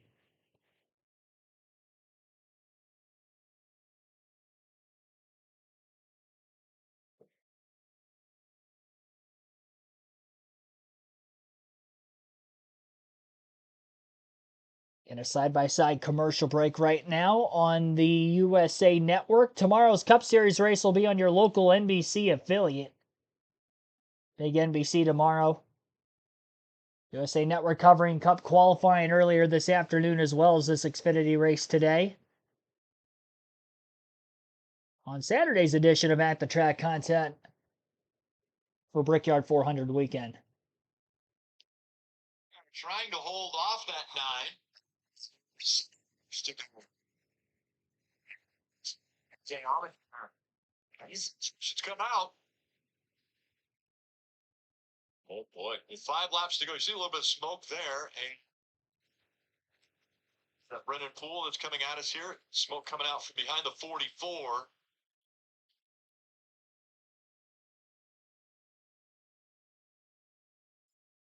Take a look at what happened. Yeah, smoke already coming out from underneath it. Oh, man. So it's interesting because that could be an expired engine, or the way it's kind of Steering pump, Steve. Steering pump. I was gonna say when the smoke comes out of wheel wells like that, it's either an oil line or a power steering line or a power steering pump. As Dave just jumped in and told us, it looks like it's fluid under the hood versus an That failed engine, normally it's out the pipes. He's headed to Case Collenbach, who's new this week as far as crew chiefing for the 44. It's unfortunate for the 44. You know, we talk a lot about this rules package, but it's an opportunity for some of these teams to have a good run. And the timing.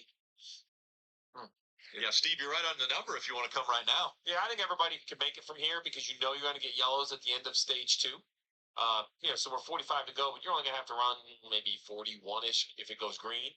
So, I mean, I think you have to come if you think this is the caution to try to win the race. The problem is, not the problem, but it's also an opportunity for other guys to stay out and just run a couple laps and finish the stage. So back to that conversation about Ryan Sieg, who's in 8th, right? Or Sammy Smith, who's in 19th. Man, this is, I think, when you're going to have to points race, right? I think you're going to have to try to stay out and steal some stage points. That's assuming we get back racing. 4 to go right here. We'll have to wait to hear from NASCAR. They will not open pit road if they don't believe that we can see at least one green flag lap. I think the math works, right? Open it with 3 to go. Get 1 to go, 2 to go, green flag with 1 to go. So we might see like a 1-lap shootout. They just have to make sure the track is clear, right? That Yeah. that power steering fluid came out of the car, isn't on the racetrack. Once they think it's clear, then they could get rolling here. And as they run, by the way, that 12th spot, Ryan Sieg, and the 8 of Sammy Smith, they're tied. NASCAR Drive, that's your live race day companion. Follow your favorite drivers with access to their in-car cameras, or you can choose from alternate camera angles. That way, customize your streaming experience. Visit NASCAR.com/drive, or you can download the NASCAR mobile app. The other advantage NASCAR has in trying to get back green before the end of the stage is that there's only 1 car lap down. So, you don't have to open pit road twice. Basically, a quickie yellow means lead lap and lap down cars can pit at once. We have a few tools in the toolbox to get this accomplished. Kim. And you saw the onboard a second ago of AJ Allmendinger. He was telling his team, I struggle with the rear of the car off turn 4, still tight center off, asking for more of what they did on the last stop. I do think they will come down during this next caution opportunity. So AJ Allmendinger looking for adjustments on that race car. So the real challenge is, say if you are, Sieg or Sammy Smith and you stay out, if everyone else pits, I'm not sure you'll finish in the top 10. Right? Because you take a restart, you would think you should be able to, but, you go down a turn.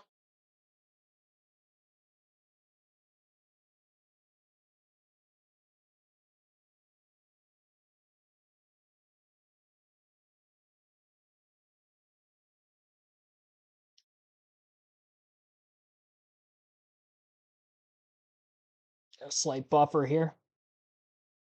Turn 1 and in only 1 lap, Jeff, right? If you get a little slide and new tires get you 2 wide and 3 wide, and you somehow lose momentum off turn 2 with this lower horsepower package, I think you should be able to come back around somewhere in the top 3 or 4, but easier said than done. You could get freight trained, and we're hearing that pit road is still closed, and because of that, is that going to force this one to end? Yeah, this would be the end of the stage. Yeah, because we're coming to 3 to go. You'd have to open pit lane right now. I don't believe. Oh, now pits are open, and you see right here, big decision. Custer, everybody gets the information. So a late call to open pit road. Looks like everybody gets it, except for, I bet that's Ryan Sieg, who stayed on the racetrack. Okay.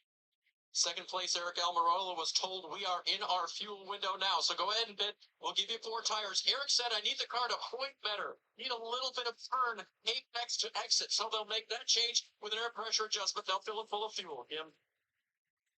Went away during that run at the beginning. Said, I don't know if I would touch it. Then it got pretty tight by the end. He said it's hard to manage when you go deep in a run. We'll look for an adjustment. You're seeing that right there. 4 French Goodyear tires. Now go fuel, Marty. Boy, that was a late call to open pit road. Good thing that most of them made it to the pit stall. Pit road. So Riley Herb said we were really good to fire off on this loss of front tires towards the end of the run. Justin Allgaier said the same thing. In fact, towards the end of that run, he said, quote, we're just absolutely plowing out here to handling. It means a lot here. And Riley Herb, how about that? What a job by that. They will win the race at pit road, gaining 2 spots, Rick. Yeah, 2 spots gained by Herbst. He'll win the race off pit road. Custer, Almirola, Allmendinger, Allgaier, Austin Hill and SVG gaining spots, but 3 cars stayed out. So the 39, the 42, and the 45 all stayed out, stayed on the racetrack, and that means that the furthest up Herbst can start will be potentially that second row. So if you are Ryan Sieg, what you've done is you stayed on the racetrack trying to get stage points. Steve laid it out. Can he keep everybody from getting by him and getting stage points? The key to that happening is the 2 cars behind him. What are they going to do? Are they going to stay on racetrack? Many times, Steve, slower cars will stay out, but they will go all the way to the back of the pack and use the next caution at the stage end to come in and pit. What do? I think the only chance for Sieg here is those 2 guys stay out and slow everybody up in turn 1 and let him get away. And the choose is going to be very interesting because if you are Herbst, you know, where do you pick with these used tires? Like, what position do you kind of get, you know, what lane do you pick? Look at how close it was, and the 00 checked up, maybe gave that 98 a little shove. Those are teammates, by the way. Yeah, that's kind of the advantage of pitting later on pit road. You can kind of pull out.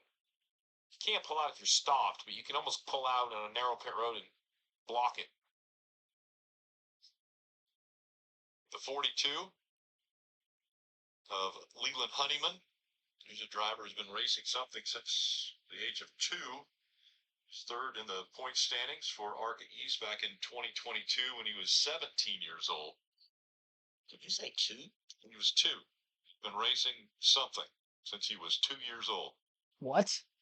I would imagine you would have done the same thing with your brother Ward. I was running from him. He was racing from Ward, yeah. All right, you can see already Smithley he is laying over and letting everybody go. Okay, so that's 1 car that C did not want to see do that.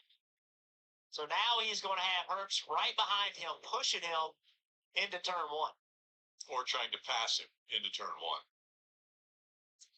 Well, there's a couple signatures of Indianapolis Motor Speedway. One is the very long, very narrow pit road, which we just saw the 98 and the 00 kind of make a little contact. The other signature is the restart zone on the front stretch is so flat, and the perception is almost a little difficult to kind of see. Jeff and I were just out there earlier today, and it's really hard to see. I mean, this track has no elevation. It's just so flat that this has the makings for a stack up, right? A couple guys on older tires, a lot. The 98 and the 00 are going to... 8 stage. Sure hope there isn't a stack up here. So 3rd place finish in stage 1 for Ryan Sieg, who is trying to make up as many points in these first 2 stages today with the way the cautions have laid out to help himself in the playoff standings and try to point his way in.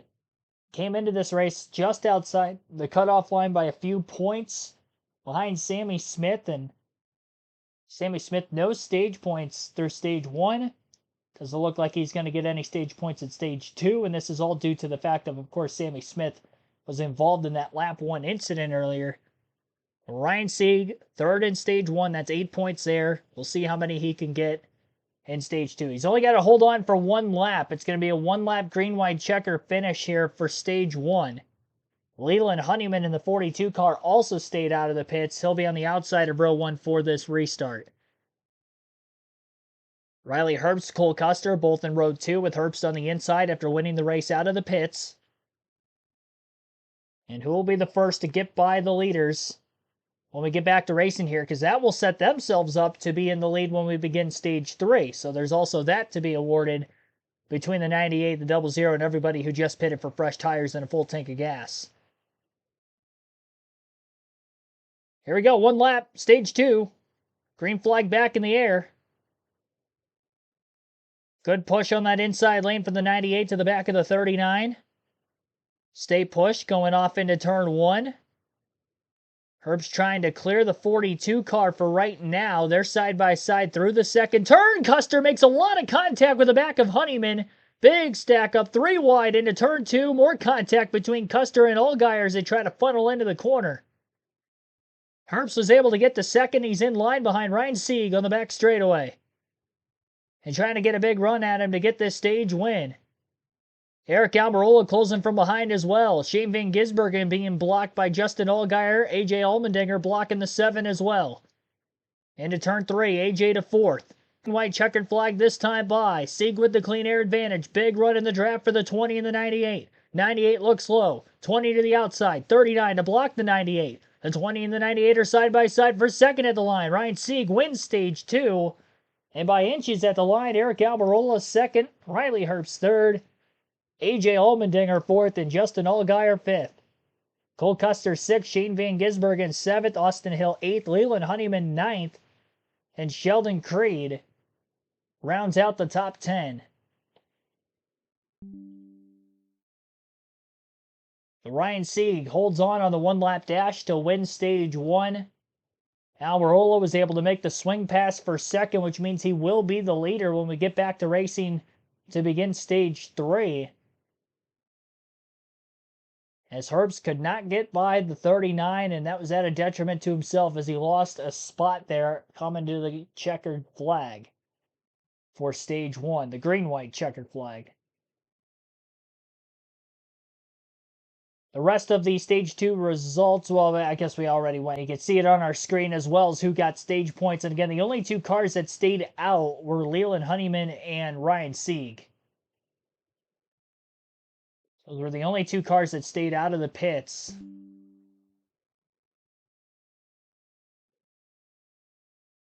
During the stage break.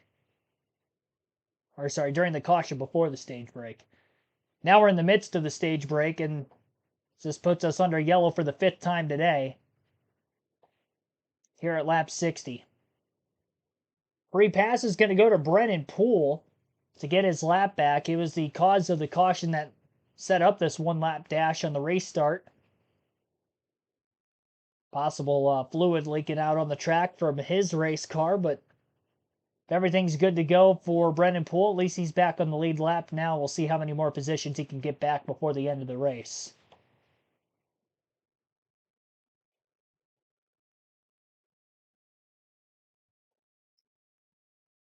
$55 likes on the stream right now. Be sure to hit the like button if you haven't done so yet. We're in the midst of our stage 2 break.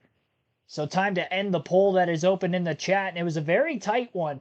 I asked you, of course, per usual with these live commentary streams, who was going to win today's NASCAR Xfinity Series race at Indianapolis Motor Speedway. 28% took Cole Custer. 27% of you saying somebody other than Custer the votes. And AJ Allmendinger scoring 18% of the 70 votes that were casted. So one of the tightest polls we've had all season. Custer by 1% winning the poll. He was my pick to win the race today, and it seems like he's your guys' pick in the chat as well to win this race. So we'll see if Custer's going to be able to do it 2 weeks in a row. He did fall behind on that restart, getting stacked up behind Leland Honeyman. Coming into the day, this is the way the point standings were looking. Cole Custer had a 51-point lead over Justin Allgaier and a 59-point lead over Chandler Smith, who is out of the race and is going to go on to finish 36 today, scoring just 1 point total in the race. It's a very good chance that Custer's going to extremely extend that points gap, almost a full race worth of points ahead as it is. Just that 1 win on the season for Custer so far, 425 laps led, 3 stage wins, only 1 DNF, series most 15 top 10 finishes. And he's tied for the most top 5s in the series with Sheldon Creed and Austin. Further to the playoff standings, which I didn't mention at all before the start of the race, so we'll go over that right now. Drivers locked into the Xfinity Series playoffs with a win. Got 7 of them with a win so far this season. 3 for Shane Van Gisbergen, most in the series, at least of the Xfinity Series regulars. Chandler Smith and Austin Hill each have 2. And then Sam Mayer also has 2 wins this season. 3 drivers with 1 win on the year being Cole Custer last week at Pocono, Justin Allgaier at Darlington, and then Jesse Love at Talladega. So those are the 7 different drivers to get a win this season. Ryan Sieg, Leland Honeyman Jr. coming into the pits. Your choice, strategy. You're going to lose track position. She's been really impressed. We talk about the 39 cars close, but he has speed to make it work. Staying out's one thing, but speed's another, so I think he can recover. Dave? Good job for Leland Honeyman Jr. in the 42. Started on the out, but he didn't wreck the field. For the 19-year-old, that's an accomplishment and a good run for him so far today, Marty. The Ryan C conversation between Rick and Steve was the same exact conversation between driver and crew chief Ryan Sieg and Matt Noyes. Ryan came on the radio and said, so we're going to be buried pretty deep in the field. But Matt Noyes said, yes, but we have 18 stage points. That is massive for our race team today. And he said, you're going to have about 35 laps to drive back to the top 10. You have a car easily good enough to do that. Let's make it happen. Got to have those goals out in front of you. And you think about the great. So we talked about the drivers locked into the Xfinity Series playoff field. The drivers that are above the cutoff line with no wins that have locked themselves in thus far would include AJ Allmendinger, Riley Herbst, Sheldon Creed, Parker Kligerman, and then Sammy Smith was that last driver above the cutoff line coming into the race today. Sammy Smith came into this one 22 points ahead of Ryan Sieg, but Sieg scoring 18 stage points to Sammy Smith's 0. That alone is going to put him just 6 points back. Or sorry, 8 points back. Do my math correctly this time. 8 points is the difference between Sammy Smith and Ryan Sieg as we run to start the final stage, just based off the stage points earned so far today between those two drivers. So that was the battle for that final cutoff spot. Brandon Jones, who's had a solid points day today, top 10 in both stages, also outside the cutoff line coming into this one. And he's over a full race behind Sammy Smith, so really looking to make a ton of that ground up. Anthony Alfredo, who started top 5 today, got stage points at stage 1. And then to start stage 2 here, he is just outside the top 10 in 11, so he didn't get stage points there, but we'll see what he can do to try to get himself in contention for the playoffs. Brendan Poole, who had the mechanical issue late in stage 2, still in this race. He was 16th in the Xfinity Series playoff standings. So that is a look at the Xfinity Series standings coming into this one. Riley Herbst, who ended up winning stage 1 in this race, that was the second stage win of the year for the 98 team. And Ryan Sieg, who won stage 2, that was Ryan Sieg's first stage win of the season. So things going good there.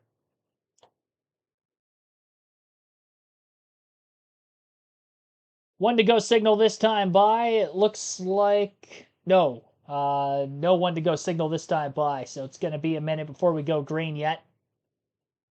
I'd assume they'll get the one to go next time by and then end up having the choose rule, which means we'll have 35 laps to go when we get back to racing.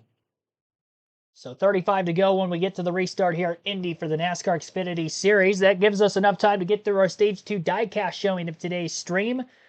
This weekend I wanted to do diecast showings of Brickyard 400 winners. So last night during the Truck Series race I had a 2009 Tony Stewart Old Spice Chevrolet, as he is a former 2-time winner of the Brickyard 400. This driver is a 4-time winner of the Brickyard 400 and is running this weekend's race. That would be Jimmy Johnson. This diecast specifically is a 1/64 scale Lowe's Chevrolet from the 2011 season. This paint scheme most noticeably, or most famously I should say, won the what is now third closest finish in NASCAR history at the Talladega Super Speedway back in the 2011 season. White and blue Lowe's colors on this one, again from 2011, Car of Tomorrow. Jimmy Johnson diecast. So that is today's diecast showing. Another one for JJ on the channel. Had a Jimmy Johnson diecast showing just a couple weeks ago on the channel. I had the Cobalt paint scheme on here from a similar season. This one, though, from 2011. And a Lowe's Chevrolet. So that is today's Stage 2 diecast showing.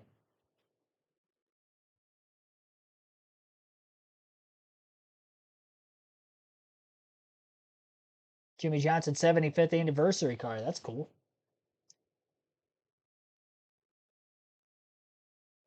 Cool one to have.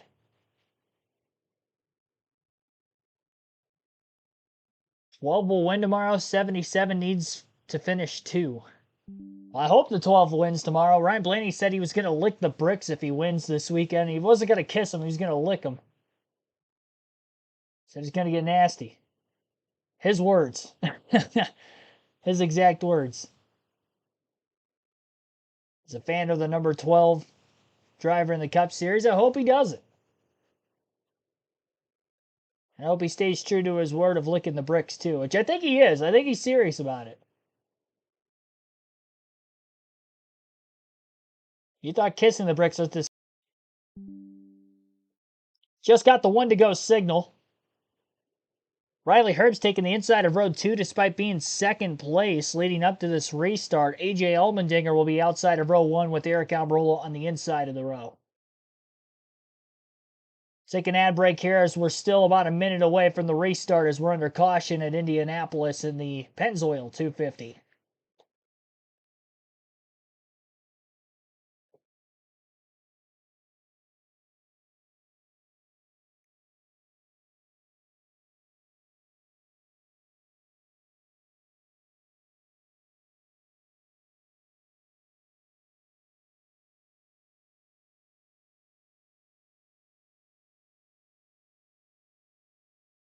$60 likes on the stream currently as well. Be sure to hit that like button if you haven't done so yet this weekend. And we'll see what will come of this ensuing restart. Again, we'll have 35 laps to go in the race.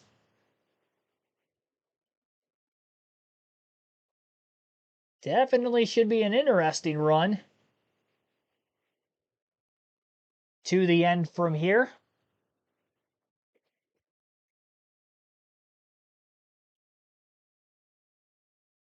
Nice to have no insignificant weather impacting this race this weekend. Hopefully that'll be the same for the Cup race tomorrow. Just as it was last weekend for the Cup race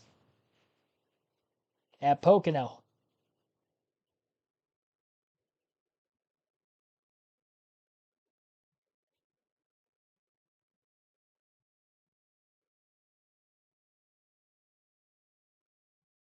All right. See if we get another new winner this season. Got a few of them up in the top couple positions in the running order, second and third for this restart. Allmendinger, Herbst. Although they're well above 2x2 through turn 1. Allmendinger on the outside. Riley Herbst down on the bottom. Shane Van Gisbergen right now in 6th place. Cole Custer going to clear him off the exit of the corner. Big run coming from behind. Riley Herbst going to go to the bottom. His teammate Cole Custer with them. 3 wide for the lead on the back straightaway. No drafting help for Almirola, who's in the sucker hole in the middle. Austin Hill had a big run, got by SVG and to the inside of the 20. 98 car well clear through turn 3. And Custer from 6th on the restart, now looking to the inside of Allmendinger, but AJ throws the block on the inside lane into turn 4. Custer had to lift in the dirty air in the center of the corner. Big run coming from behind the 00 by the 7 of Allgaier. 3 wide on the front stretch. Van Gisbergen underneath Austin Hill and Eric Almirola for 5th. And SVG is clear into turn 1. What a run today, by the way, by Shane Van Gisbergen. His Indy debut, he's in 5th. Oh, Almirola goes around on turn 1. Cars scatter in the short chute between the 1st and 2nd turn. Everybody's going to miss the spinning 20. Caution flag is out for the 6th time with 34 laps to go. I was afraid it might be a Joe Gibbs Racing wreck. Almirola was struggling with his car. He got really loose.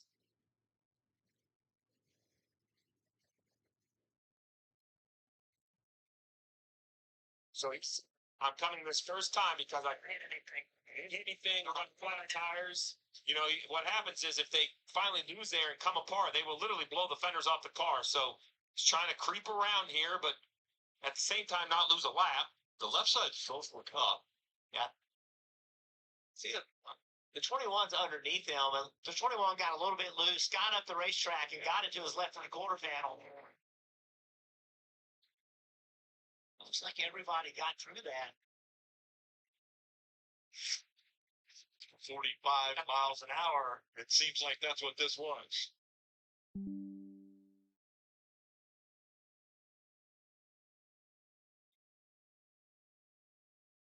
That's very fortunate. The sixth place car spins in front of everyone on a restart and essentially no contact from anyone. That is a little bit of luck. A little bit of a raise right there on the left rear quarter panel. I don't think any damage whatsoever, though. Right along with SVG.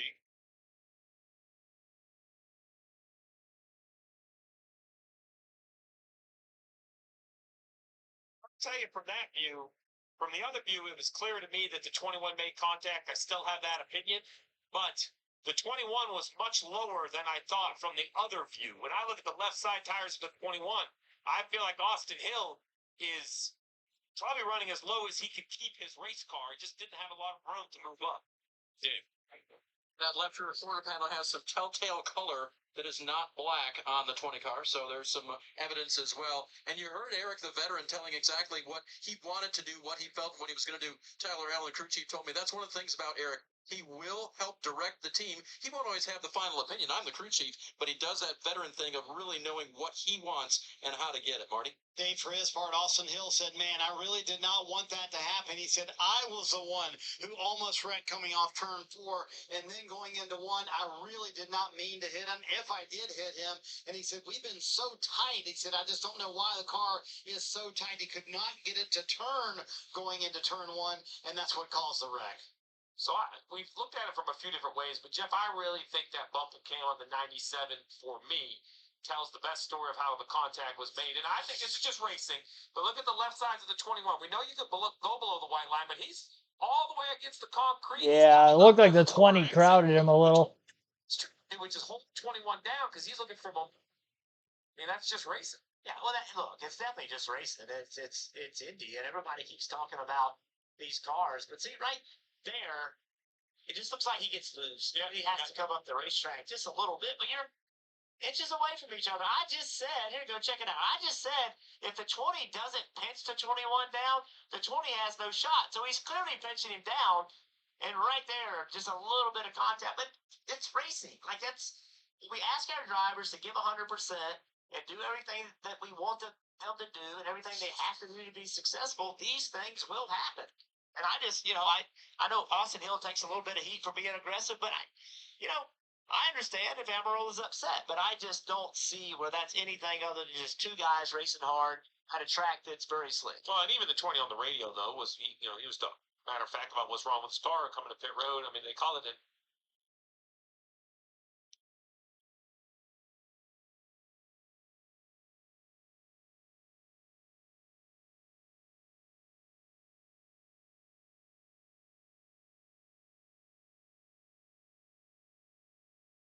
accident for a reason.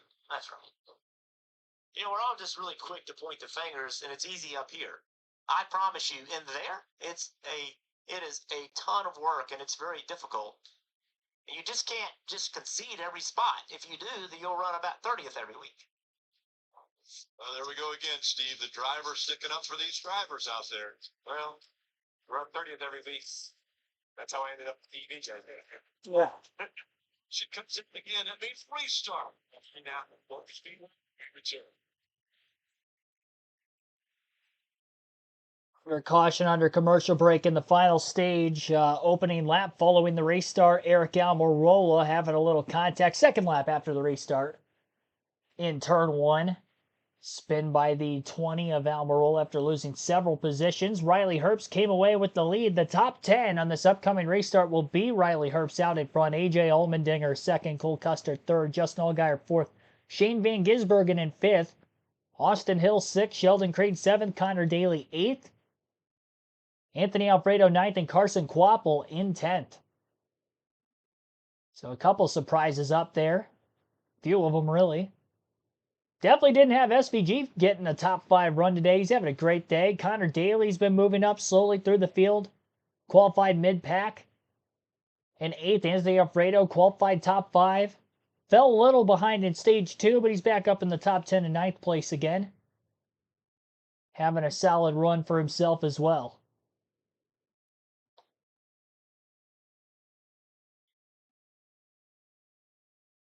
Eric, a clean racer. Austin, not so much. Yeah, but Austin didn't...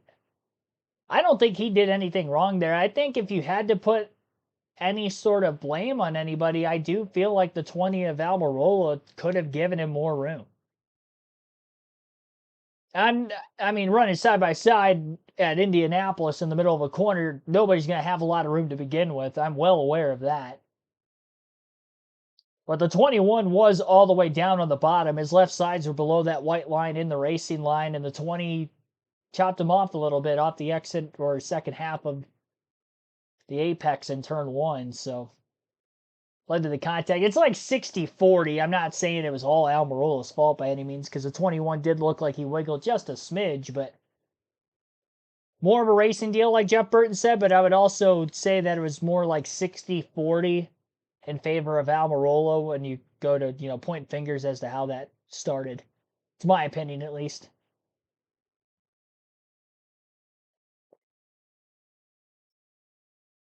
So waiting for the next restart. Shouldn't have to wait too much longer when they come back from this next commercial break. Listening live on KRC to the Pennzoil 250.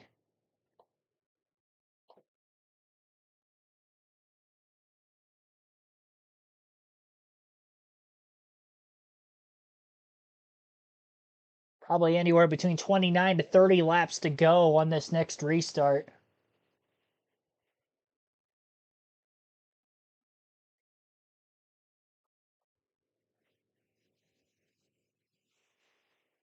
Whoops.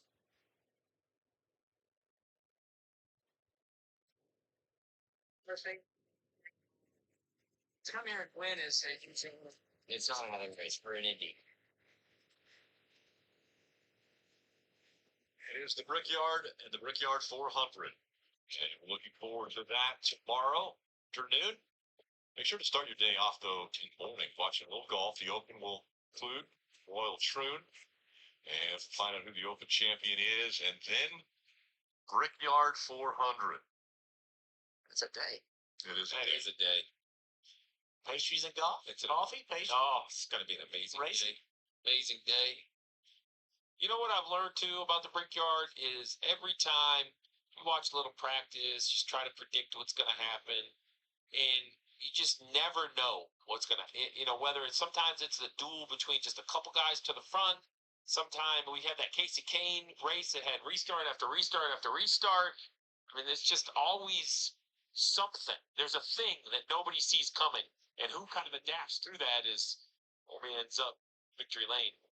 And for a while there, you in the Brickyard, you were like destined to contend for the championship. I mean, it was a clear pathway.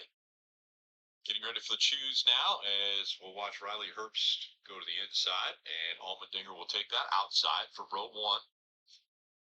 Custer will be behind his teammate,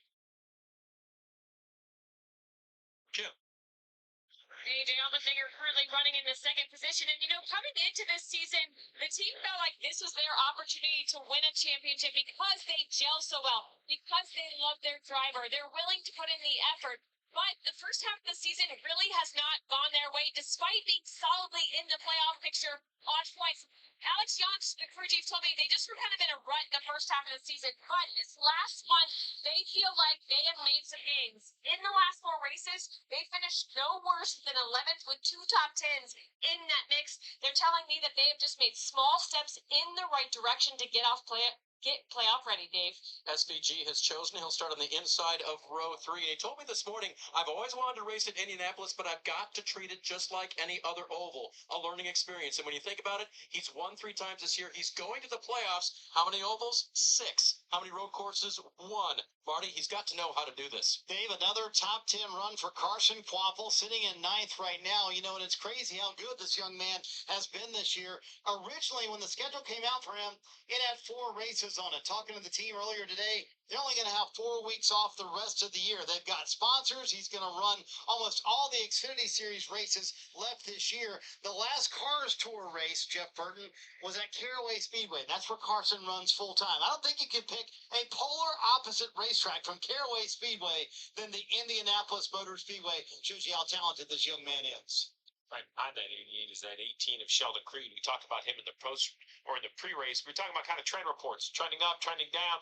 I really think the 18 almost gets a bad rap. We talk so much about not winning because, of course, we think he can win, and I believe he will win at some point this season. But this is a driver who's tied for the most top fives with 8 in this series, and he's having just one of those okay days. Had to go to the back after an engine change. The car is pretty clean. I'm not sure they love the car they have, but these are the ones that make a difference, right? Restarting 12th, can you find your way into the top 10 in these last 30 laps? Sheldon doing a nice job almost. 29 laps to go, this time by Riley Herbst and A.J. Allmendinger on the front row.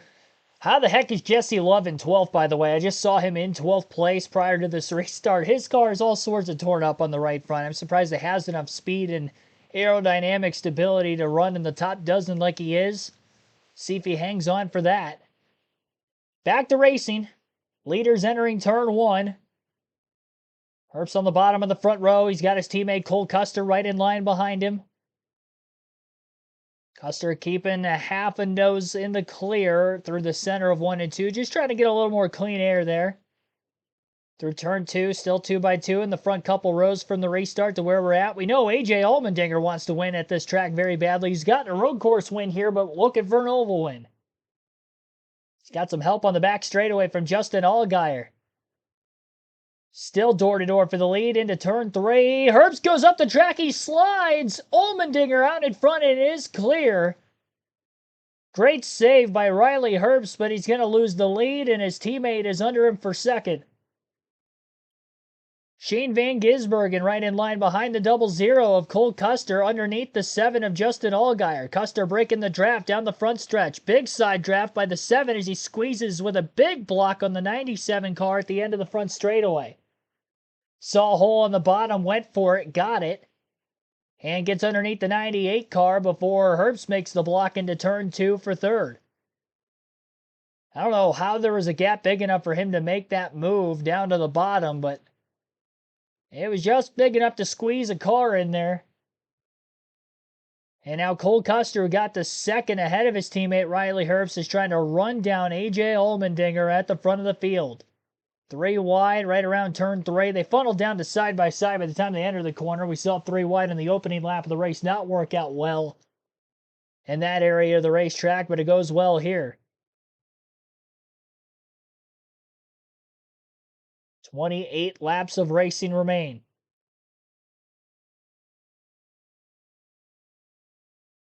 Three wide on the front stretch now. 1948 and 38. So they all work their way through the corners. In turns 1 and 2. Merging single file. Except for Parker Rutzlaff, who had to get way out of the gas off turn 2. Really tight with the car underneath him in the middle of the corner, and he's going to lose a ton of positions on the back straightaway. He'll fall outside of the top 20.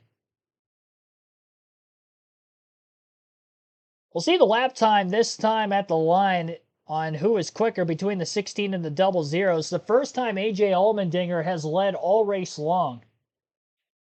Cole Custer, who is in second, finally got his first win of the season last week. A.J. trying to get his first this week. Custer faster that last lap by about 0.3 of a second.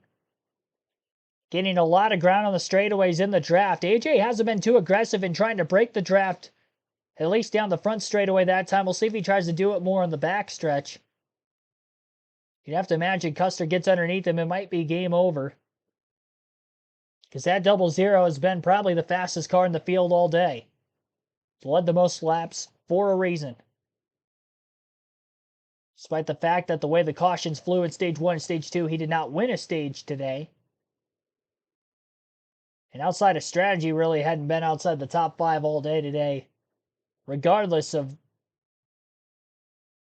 any actual green flag racing going on with everybody on equal strategies, he's been up towards the front, but End of the stages hasn't gotten as many stage points, but comes in with a pretty hefty points lead. Chandler Smith, who was third in the standings, no stage points in a DNF for him. And Custer trying to compete for yet another win. I think he'll take it. Custer to the inside through the short chute in turns 1 and 2. Clears AJ. AJ quickly drops in line behind the 00, trying to get back in the draft. Custer went a little wide in turn 2. Big crossover by AJ and a big side draft on the back stretch as well. Herbst is coming to help his teammate on that outside lane, giving him a bump draft. And into turn 3, Cole Custer holds on to the lead. Big shot that 98 car gave the 00. And now tightly side by side for second between the 16 and the 98 through turn 4. Herbst holds on for second. SHR 1-2 at the front of the field. Allmendinger dropping back. Big block on the front stretch on Justin Allgaier now. And they're door to door for third place. Allgaier clears the 16. AJ drops to fourth after leading a lap ago. Van Gisbergen trying to close in fifth place behind him. So both the colleague Chevrolets up inside the top 5. Josh Williams was up in the top 10 real early in the race, though. Unfortunately, he is back in the 21st place position as we run in the third colleague entry. Third or 4, actually, because Daniel Dye, running part-time in the 10 car here today, would be the 4th colleague racing entry. He is 16th. Has been running right around that position in the running order for most of the day.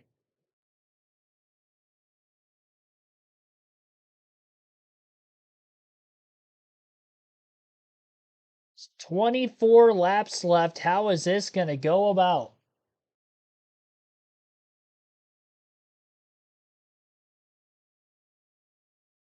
All the drivers within striking distance at the front of the field right now. You got Cole Custer up in the lead. Half a second back is Riley Herbst in second. 1.2 seconds off the lead is Justin Allgaier in third.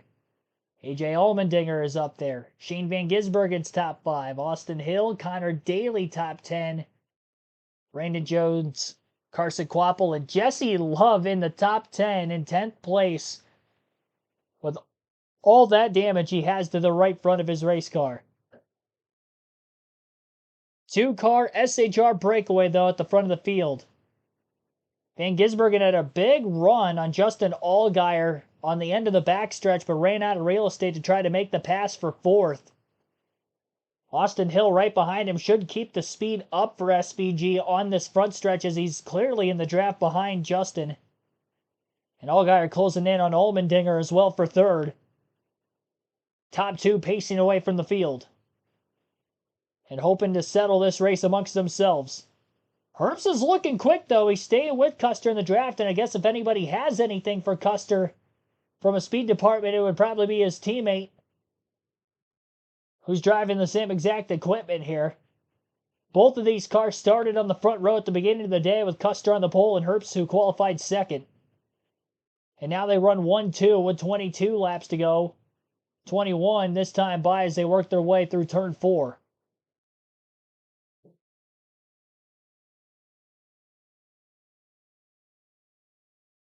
That battle for 3rd place is going to intensify real quickly when Justin Allgaier gets there. If he's the first to get there, that is. I know SVG and Austin Hill don't like each other, but they might have to team up to try to get around the 7. They both seem quicker than him. 97 could just get to the inside. 21 could be able to bump draft. They could both get around. And try to draft up to AJ Allmendinger. Maybe have a chance there as well. Herbst is all over the 00. And I don't think he's going to be going away the rest of this race. Custer tries to break the draft on the backstretch, but couldn't really break it much.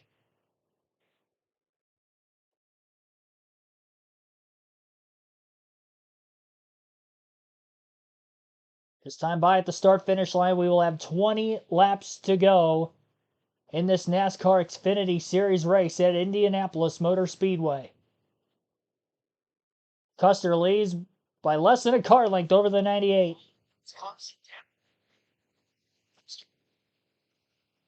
There's the gap back to Allmendinger once again. Allmendinger and Allgaier. Van Gisbergen is fast. Hell, Daly. Good run by Carson for Connor and Haley win at 7. He's there. He's there. He's got to run right here. Get to that left rear quarter panel. Slide draft him and slow him down. The question is, how does Custer respond here? Does he fall in behind him? He does. Herbst back out in front. Herbst has already led 20 laps of this race. Custer had led 38 before losing the lead. See the folks on top of his pit box cheering Riley Herbst on.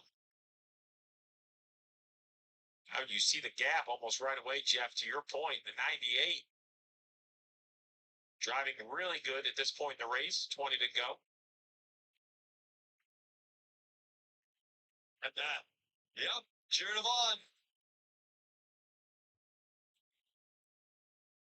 Mom and Dad up on top of the pit box. Riley Herbst down in front.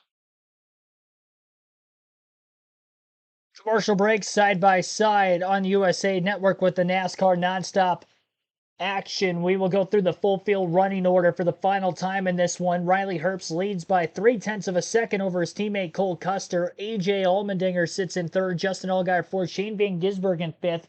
Austin Hill sixth. Connor Daly seventh. Brandon Jones eighth. Carson Kvapil ninth. And Joe Graff Jr. now up inside the top 10 in 10th place.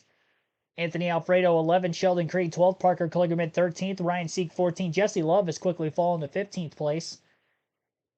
Damage may be starting to get the best of him now into this longer green flag run. By longer, I mean longer than a couple laps. Daniel Dye now to 15. Jesse Love back to 16th and continues to fall.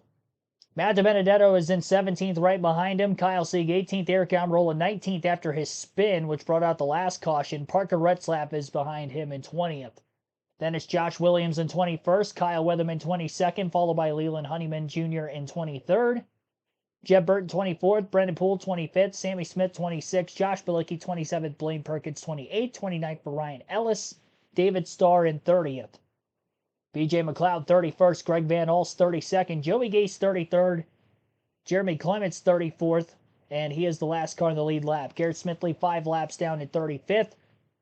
15 laps down. Chandler Smith at 36 is back out on the racetrack. And 2 cars in the garage area have been done for the day since lap 1. Sam Mayer finishing 37, Josh Berry 38th. So that rounds out the 38-car running order. 6 cautions in the race today. 1 for incident here in stage number 3. 1 in stage 2. 2 of them in stage 1. The stage yellows at lap 30 and lap 60.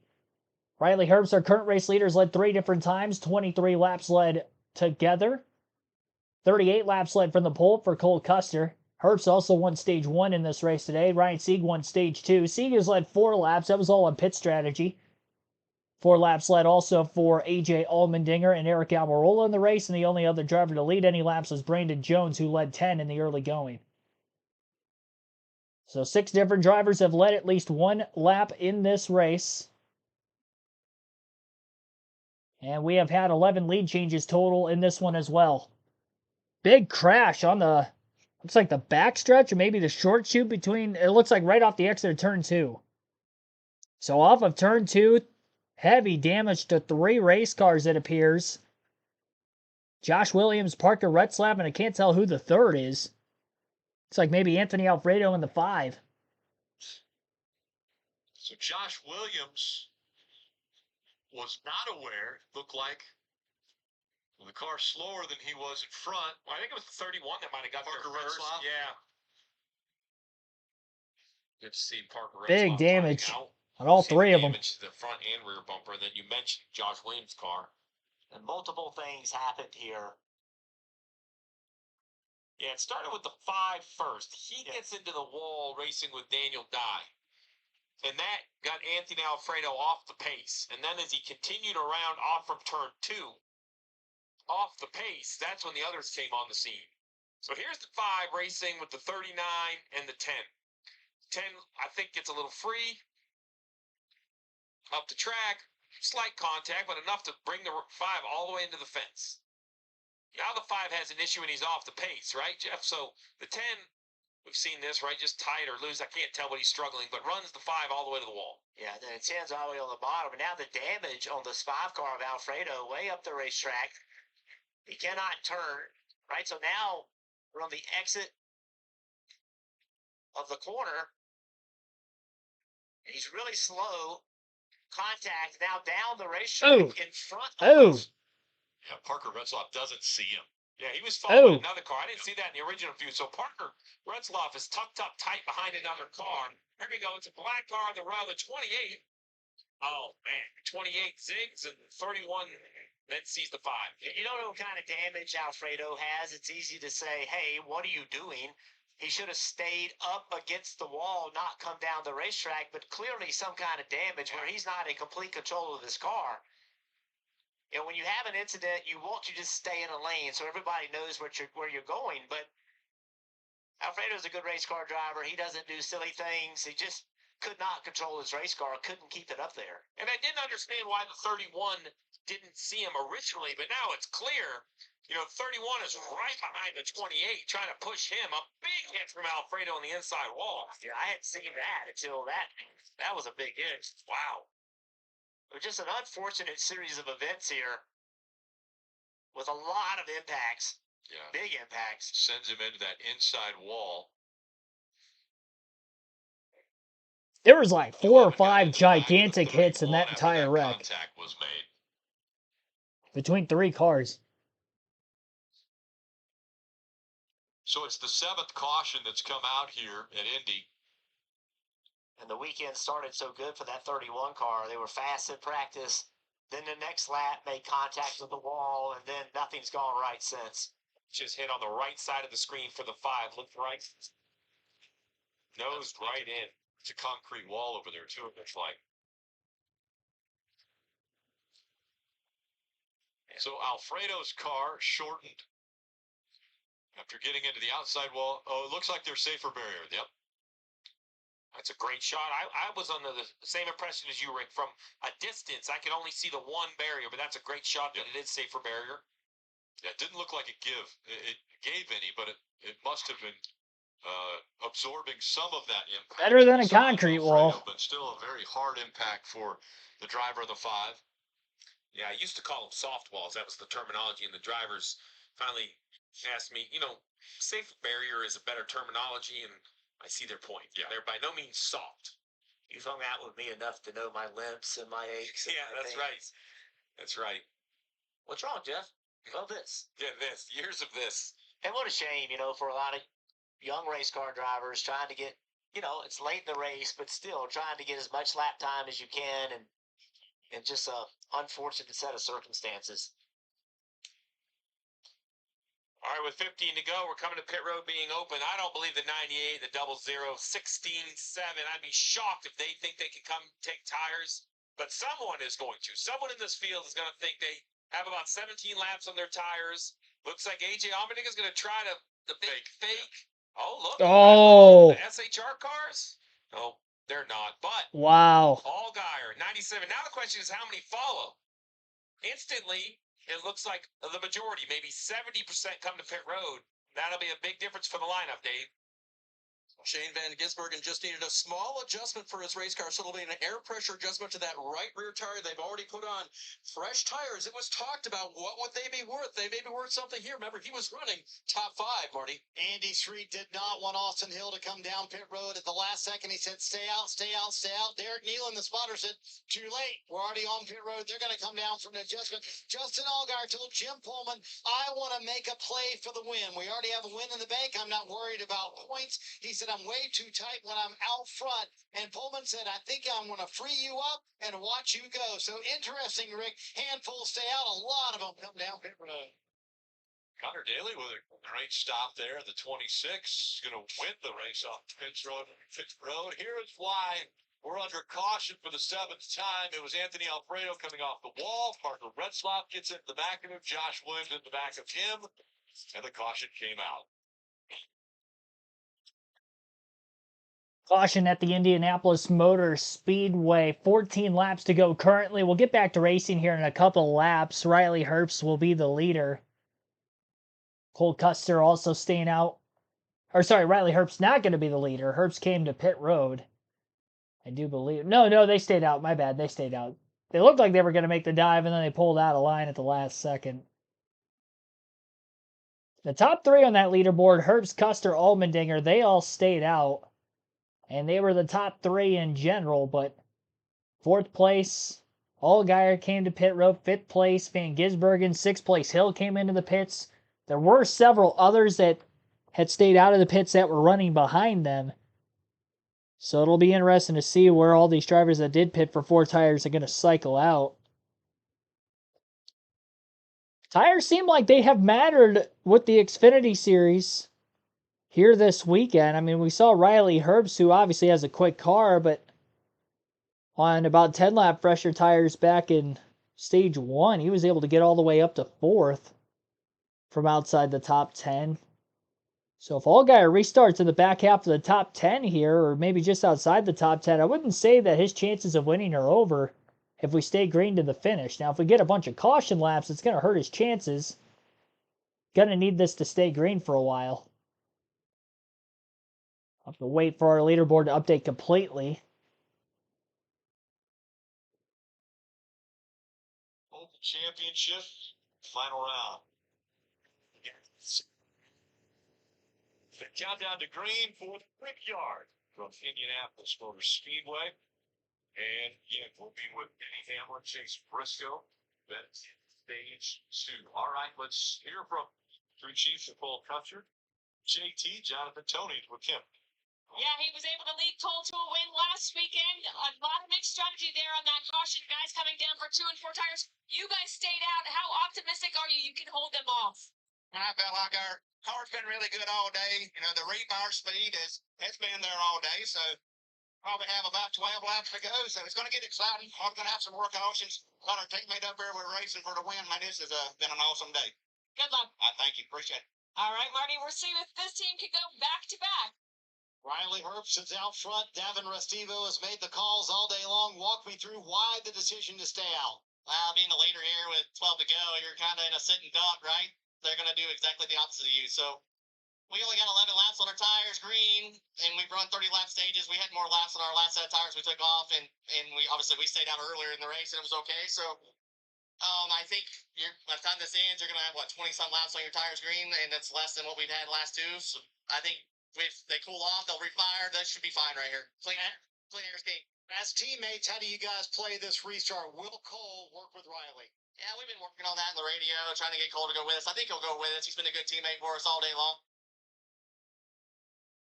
Ask you as a driver, a win on the line and a win at Indianapolis, much less, right? Would you help your teammate, or are you going to be selfish and choose the opposite lane from him? 57-year-old Jeff selfish, but when I drove, I would have helped to push because it is probably in everybody's best interest to get away from that row. The question from the row next to you, the question is which lane would I pick? That would be an even more difficult conversation to have. Pick the bottom, pick the top. We've seen the top prevail on the outside multiple times, so I don't know which lane I would pick, Steve. Well, so it's crazy, right? Because you have Herbst, Custer, Allmendinger, and Love there in 4th without a right front fender. Eric Almirola spun out and had to change tires. You wonder if that's not I'll call it fortunate strategy. He has a little bit fresher tires, not a ton, but a little bit fresher tires right there in the 5th position. And new tires themselves, we have John. Let me see. No, we have Daly. I'm sorry, Daly in 10th on 2 tires, and then Austin Hill back in 12th, right? So Connor Daly will be the first on just 2 right side tires. I think one of the crew chiefs we interviewed said this won't be the last caution, and I think that's why he said that, because if you look at who those guys with 4 tires have to go through, it is a big difference in speed. This restart is going to be wild. And you see the nerves. So I believe the best chance for Herbst and Custer isn't to go green. You don't want, while you would think a caution would take away laps, the tires won't have a chance, I think the tires will get a bunch right away. I think they're going to get maybe 2, 3, 4 in the first set of corners. If it goes green, I think the 98 and the 00 can kind of get out there and run as we see the SHR cars split the front row. And how good of a push can Love give without the right front fender? We'll find out here in a lap. And performance lap checked and released from the infield care center, and Dave is down there. Yeah, Rick, the good thing is he walked out under his own power. What a weekend for you. The thrill of Indy and then the heartbreak as well. Yeah, I mean, I don't know. I mean, really don't know. I have a lot of questions about the wreck. So I mean, I've seen the replay of it for the first time. I don't know. He said that he had no clue that anybody was coming, but I don't know if it's a spotter fault or who, but it just sucks for all these guys. We, worked so hard yesterday after my mistake in practice to wreck another car for really no reason. Just kind of hurts. But thank you to Fungo and everyone who supports me, and I wish we could have done more. Glad you're okay. Rick? I mean, it sounds like he was hoping that Alfredo would have stayed out against the wall and Oh, not come back down in the track. Yeah, of course. And you would expect, like I said before, you would expect that that's where he would stay. And knowing Anthony Alfredo, I have a hard time believing he just turned down into everybody, with ongoing traffic. But, obviously, if you're a Parker, you're exceptionally frustrated with that. Now, this restart is going to be wild. The middle of this pack is going to be crazy because you have so many cars that really don't have a lot of pace in between guys with new tires and faster cars on top of that trying to get to the lead. You don't have any time to waste. You got to go. You got to make something happen if you're going to get to these two Stewart-Haas racing cars. So this most recent caution, the first that came off of pit road was Connor Daly, but only taking 2 tires. Kyle Weatherman, Austin Hill, SVG, Justin Allgaier, Sheldon Creed, all back there with 4 tires. We'll see if that makes a difference. 11 laps remain in the race. That's exactly right. No 6, Rick. No 6 is the fresher tires. Let's see. So Herbst and Custer making up row 1 as we get ready for the restart. 11 laps to go on the restart. Herbst and Custer on the front row. Green flag back in the air. Drivers on fresh tires from 9th, where Connor Daly is at, on back. Will they have enough time around this 2.5 mile oval to get past all the cars in front of them on about 20 lap older tires?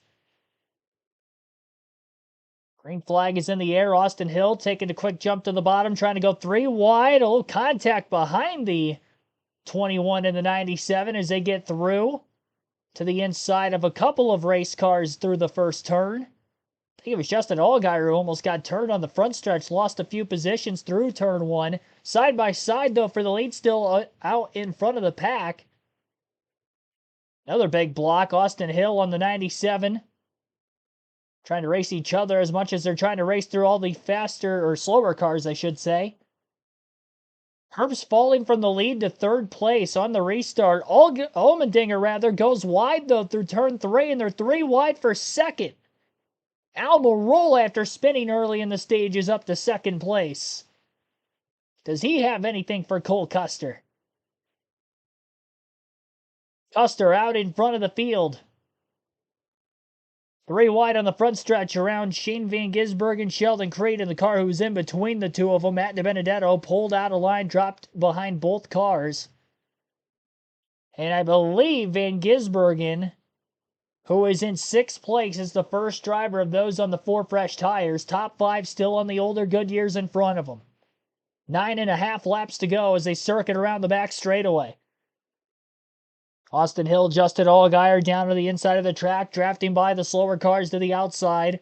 Hill's been making a ton of blocks on these restarts, especially this one right here. Cutting drivers off, but he's losing ground from everybody else in front of him. Hill, one of the drivers who did pit during this most recent yellow. 9 laps left at the line here for Custer. 9/10 of a second lead over Almirola.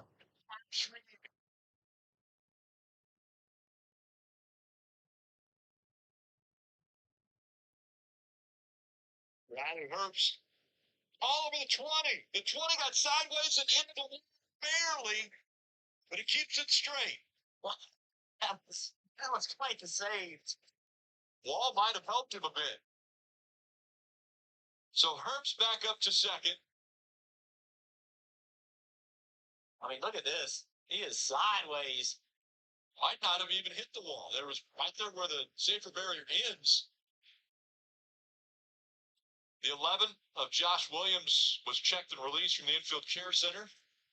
Under 9 laps to go. Coming up on 8. So Riley Herbst was faster than Cole Custer before this caution came out. He's got a second he's got to make up. And 8 laps to do it in. Marty. Rick, as Cheech was saying, he's quicker than his teammate Cole Custer. Riley Herbst came on the radio and said, I'm going to get him. I'm going to get him. Does he have time, though, Jeff? That's the question. Well, we might get ready to see another caution here, Marty. Yeah, the 0-0, or excuse me, the 0-7 slow. That's going to be a big opportunity if the yellow comes out for both Herbst and SVG and Reed, who went behind the wall. Right. There's an opening in the wall, and 0-7 with Greg Van Alst from Anderson, Indiana, decided he'd get behind the wall, and they stay green. Good job. Classy move. That's a guy that was only 1 lap down, right? If he gets pushed back, it would have definitely helped his finish, but he gets out of the way and lets the racing continue. All right, so let's see. Yes, 1/10 of a second faster. Herbst was at Custer. That 1/10 of a second isn't going to do it. Only 7 laps to go. He's going to have to be a little bit more. But as he gets a little closer, Rick, he may be getting a little bit of a draft down these long straightaways with this low horsepower package. Stuart Haas Racing, very strong the past 2 weeks. Cole Custer getting the win at Pocono a week ago. Now he's out front with his teammate chasing him here in Indianapolis. Anthony Alfredo in the 5 also has been checked and released from the infield care center. See Eric Almirola running in that 3rd spot. Seeing if he can reel back in Riley Herbst. 6 laps to go. He did not have a good lap that time, Herbst. He actually ran about 0.3 of a second slower that lap than he did the lap before.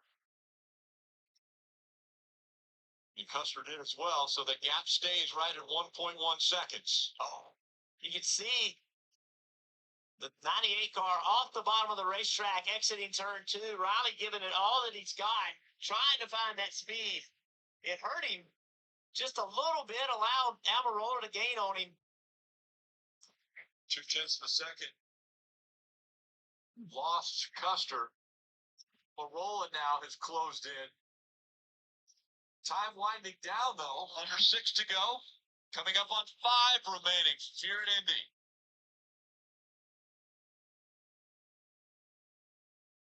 All right, I got to be precise. I have to be aggressive, but I have to be precise. I cannot make lap time at this racetrack if I'm not hitting my marks. So no matter what, just like that, you have to be on the track where it needs to be. And if it's not fast enough, it's just not fast enough. But you cannot make lap time if you aren't in the right lane. That time, Riley Herbst executed 1 and 2 as well as he could have. And Steve, if it's not fast enough, it's just not. But that's what you have to do as a race car driver. Getting out of the lane, trying to push too hard is not going to make the car go faster. Not here. You have to remember, if you're Riley Herbst, big picture, think about the fact that right now, you're the first car as far as the playoff standings go on the list that hasn't got a win. You're the highest car scored based on points. All right, that was a better lap. Parents Troy and Laura cheering Riley on. Yeah, 0.3 quicker. That's what he needs. He's got to have 4 perfect ones if he's going to have a chance. And it's like you were coaching him, Jeff. It looked like he just relaxed and got his car back right in the lane. Under a second is the gap. Is there enough time? Enough distance? He passed him earlier. He's definitely quick enough. Now it's under 10 miles down the back stretch. And you see SVG currently running in the 4th spot. Puts a block on. I think he just passed on, but they were those fresh tires. Creed chasing them as well. That matters. If we get a yellow, that's another position they're going to restart. Custer trying to break the draft. Almirola staying right behind the 98 of Herbst. Riley's closing this gap. 3 to go, and it's almost a half a second. And that was 0.4 of a second faster than Custer. He will get there. What will he do, and what will Almirola do? Will he help, or will he be thinking 3 wide if the leaders get side by side? This is to win at the Frick Yard at Indianapolis Motor Speedway. What would you do if you were poised with that opportunity. These are teammates. It's closed. Under a half a second. Riley's there. 2 laps to go from Indy. Now it gets even harder. As you get closer, you have to be more precise. The air is not on your car the way you want it to. Riley doing a nice job of making sure he gets to the bottom of the racetrack right there. Herbst is faster. 2 to go. And the gap is close to under 0.3 of a second. He's going to get there. Custer needs to change what he's doing. He needs to turn early, take the air away. Still that big arc. That's actually helping Riley. What a run. Oh, lap car might have gotten in the way. Off turn 2. Here comes Herbst. Back straightaway. Lap and a half to go in Indianapolis Motor Speedway. The two SHR teammates who have dominated the day on speed are now racing for the win. Custer might have gotten a little bit of a draft initially off of turn 2 with that lap car. Could have helped him a bit. Herbst closes in turn 3. Now trying to close in turn 4. He's on the left rear corner panel of Custer. He gave him a little bump. Up the racetrack goes Cole. Little contact off turn 4. Side by side for the lead, and here comes Almirola. He goes to the outside. 3 wide for the lead at Indy. White flag in the air. 1 lap to go. Almirola clears them both. Eric Almirola's out in front of the field after spinning early in the stage. The contact between the teammates may have costed each other for the win. Herbst gets by Custer, and now he's got to get around the 20 car for a second time. Down the back straightaway, Herbst ain't done yet. He's gaining in the draft on Almirola. He's going to have to do the same thing through 3 and 4 as he just did to his teammate Custer. Now he's got to do it on the veteran. Herbst a little lower through turn 3. He's on the left rear corner panel of Custer through the chute. And into turn 4.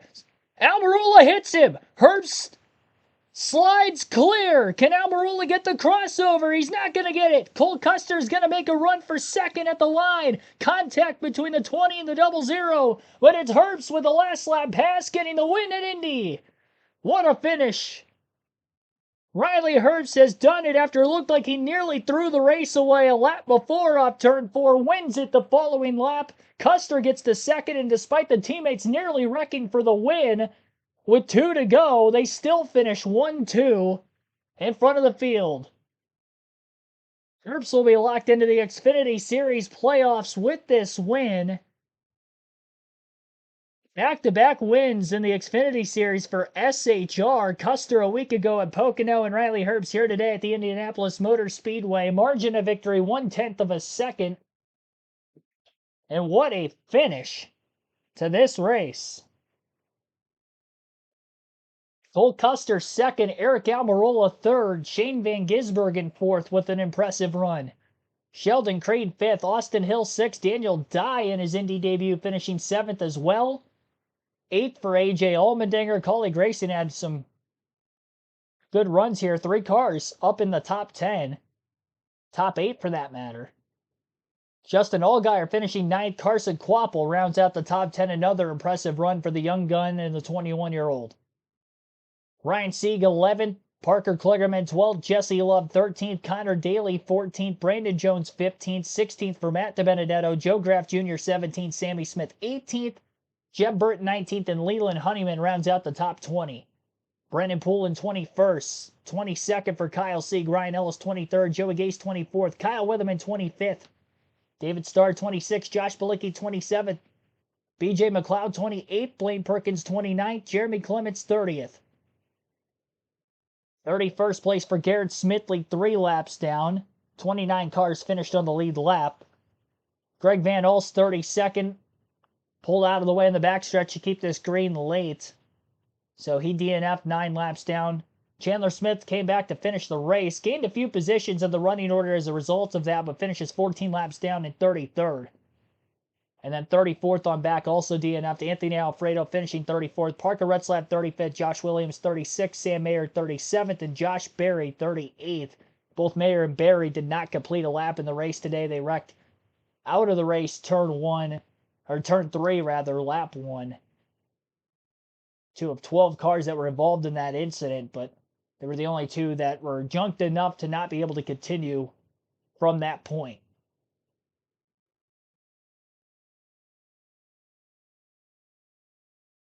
So 6 DNFs in total, it appears. Again, Riley Herbst, your race winner today. Cole Custer led the most laps, 48 laps led. Herbst led 30. Each of those two led 4 different times. Alberola led 5 laps, almost stole it late, but finishes third. He led twice. Allmendinger led once for 4 laps. Ryan Sieg, who won stage 2, led 4 laps. Herbst also won stage 1, so a 6 playoff point performance today. 10 laps led for Brandon Jones. 6 different drivers led at least 1 lap in this race. 13 lead changes in total today amongst the 6 different leaders. 7 cautions. This is Indianapolis. This is the famous racetrack. It's an honor just to walk in this place, let alone win. Man, we've had speed all year, Kim, and I felt like we could win, and I just messed up on the restarts a little bit. And man, watching it right here, it was a good fight. I thought I had Colt clear, and then he said bottom of 3 with the 20, and I was like, oh, this is going to be tough. But yeah, I mean, I just continue to work. It's been a pretty tough week on me mentally, to be honest with you, Kim. So I'm proud of these guys, proud of everybody at Stewart-Haas Racing. Obviously, the news of us shutting down, these guys could have given up on me, gone to different teams, but they stuck behind me and Cole, and that's back-to-back wins for Stewart-Haas Racing. Thank you so much, Monster Energy. I love you guys, everybody in Corona. Thank you to everybody in Las Vegas, my family. This is fun. I'm going to go drink beer and turn my phone off for 3 weeks. On the baselines before the race, you talked to us about how sacred this place is. What does it mean to do it and to do it with your family here, with your parents watching? Yeah, this is hallowed ground, honestly. This is the Indianapolis Motor Speedway. Every person in the world wants to race here, and I won here. I don't care if it's the Xfinity Series, this is the Cup Series, it's the go-kart track out back. This is the Brickyard. This is Indianapolis. This is the coolest racetrack in the world, and I love you guys, and yeah, this is pretty sweet. Congratulations. That is Riley Herbst. He is a winner at the Brickyard. You won't be able to get the smile off his face for 3 weeks. Zane Smith, friends, congratulating him. What a race. This was coming to the white flag.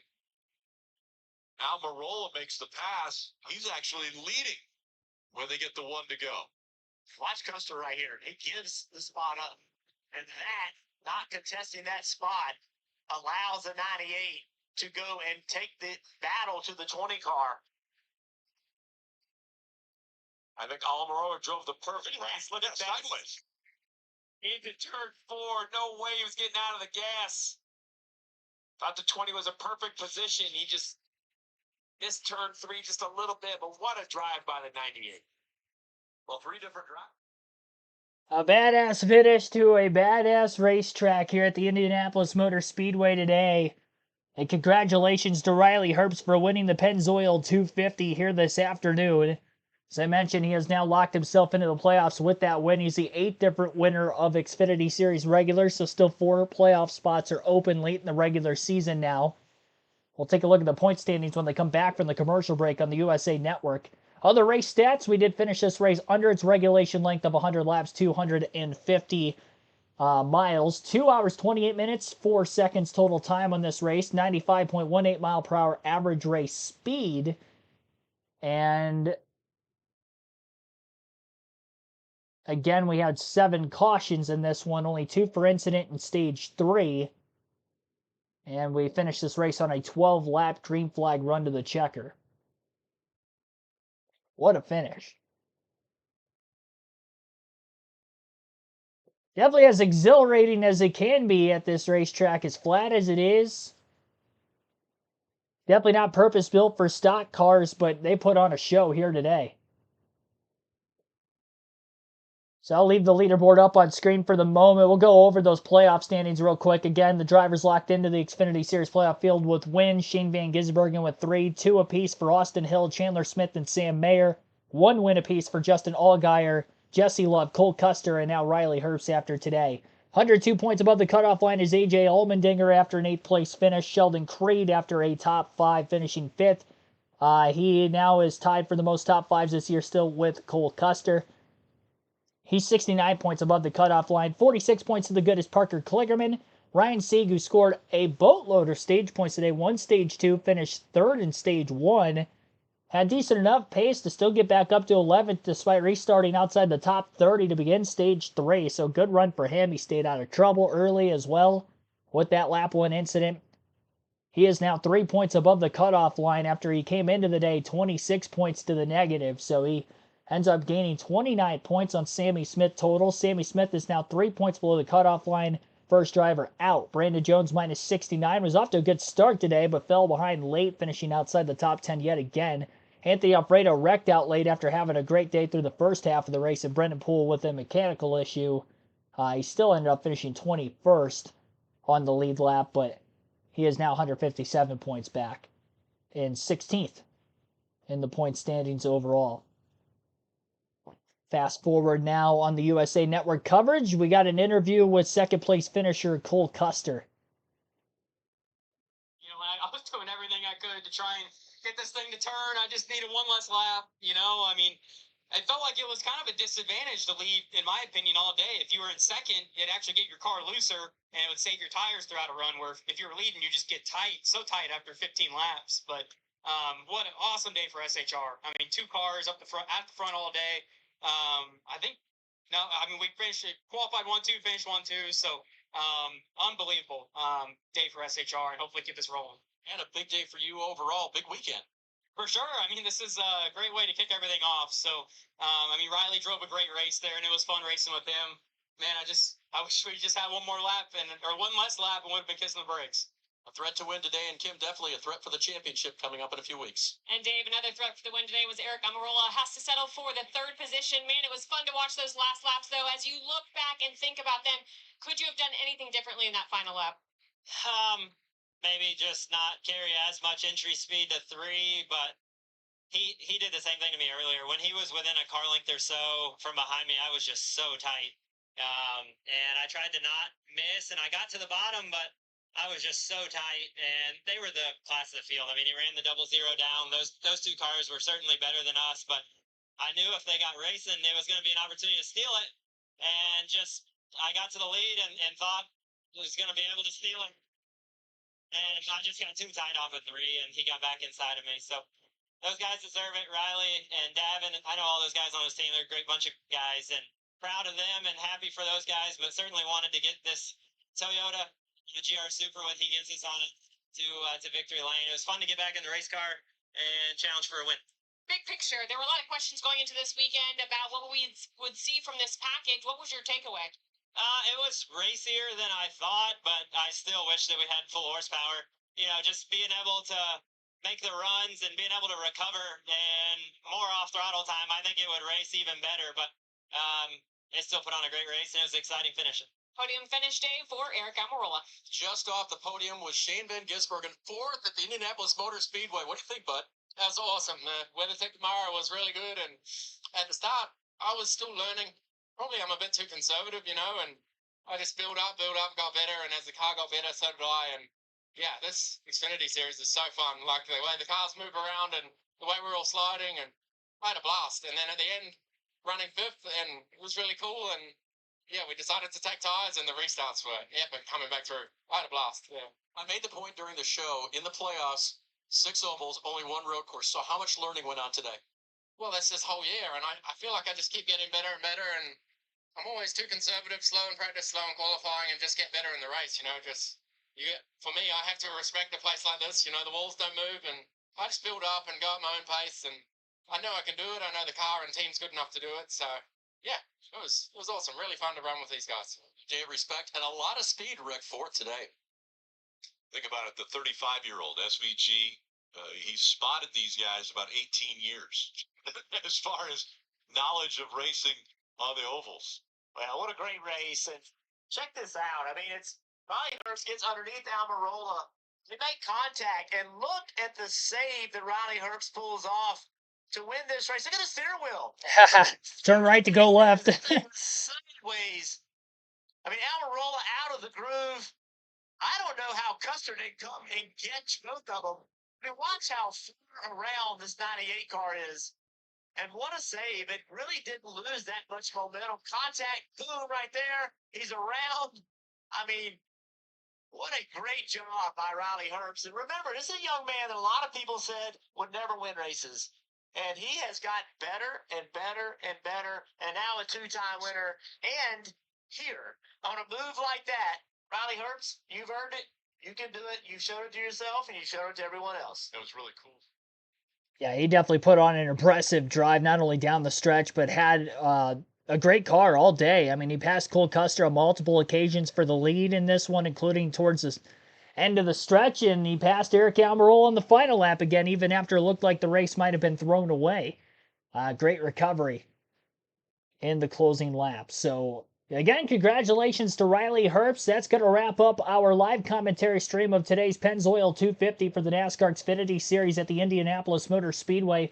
We will go live at 2 p.m. Eastern Time tomorrow for the NASCAR Cup Series race. So, again, 2 p.m. Eastern tomorrow afternoon, NASCAR Cup Series action for the Brickyard 400. Hope to see you then. That race will be on your local NBC affiliate. And obviously live flag to flag right here with the commentary on KRC. I will see you guys tomorrow afternoon. Have a good rest of your Saturday night. What a race.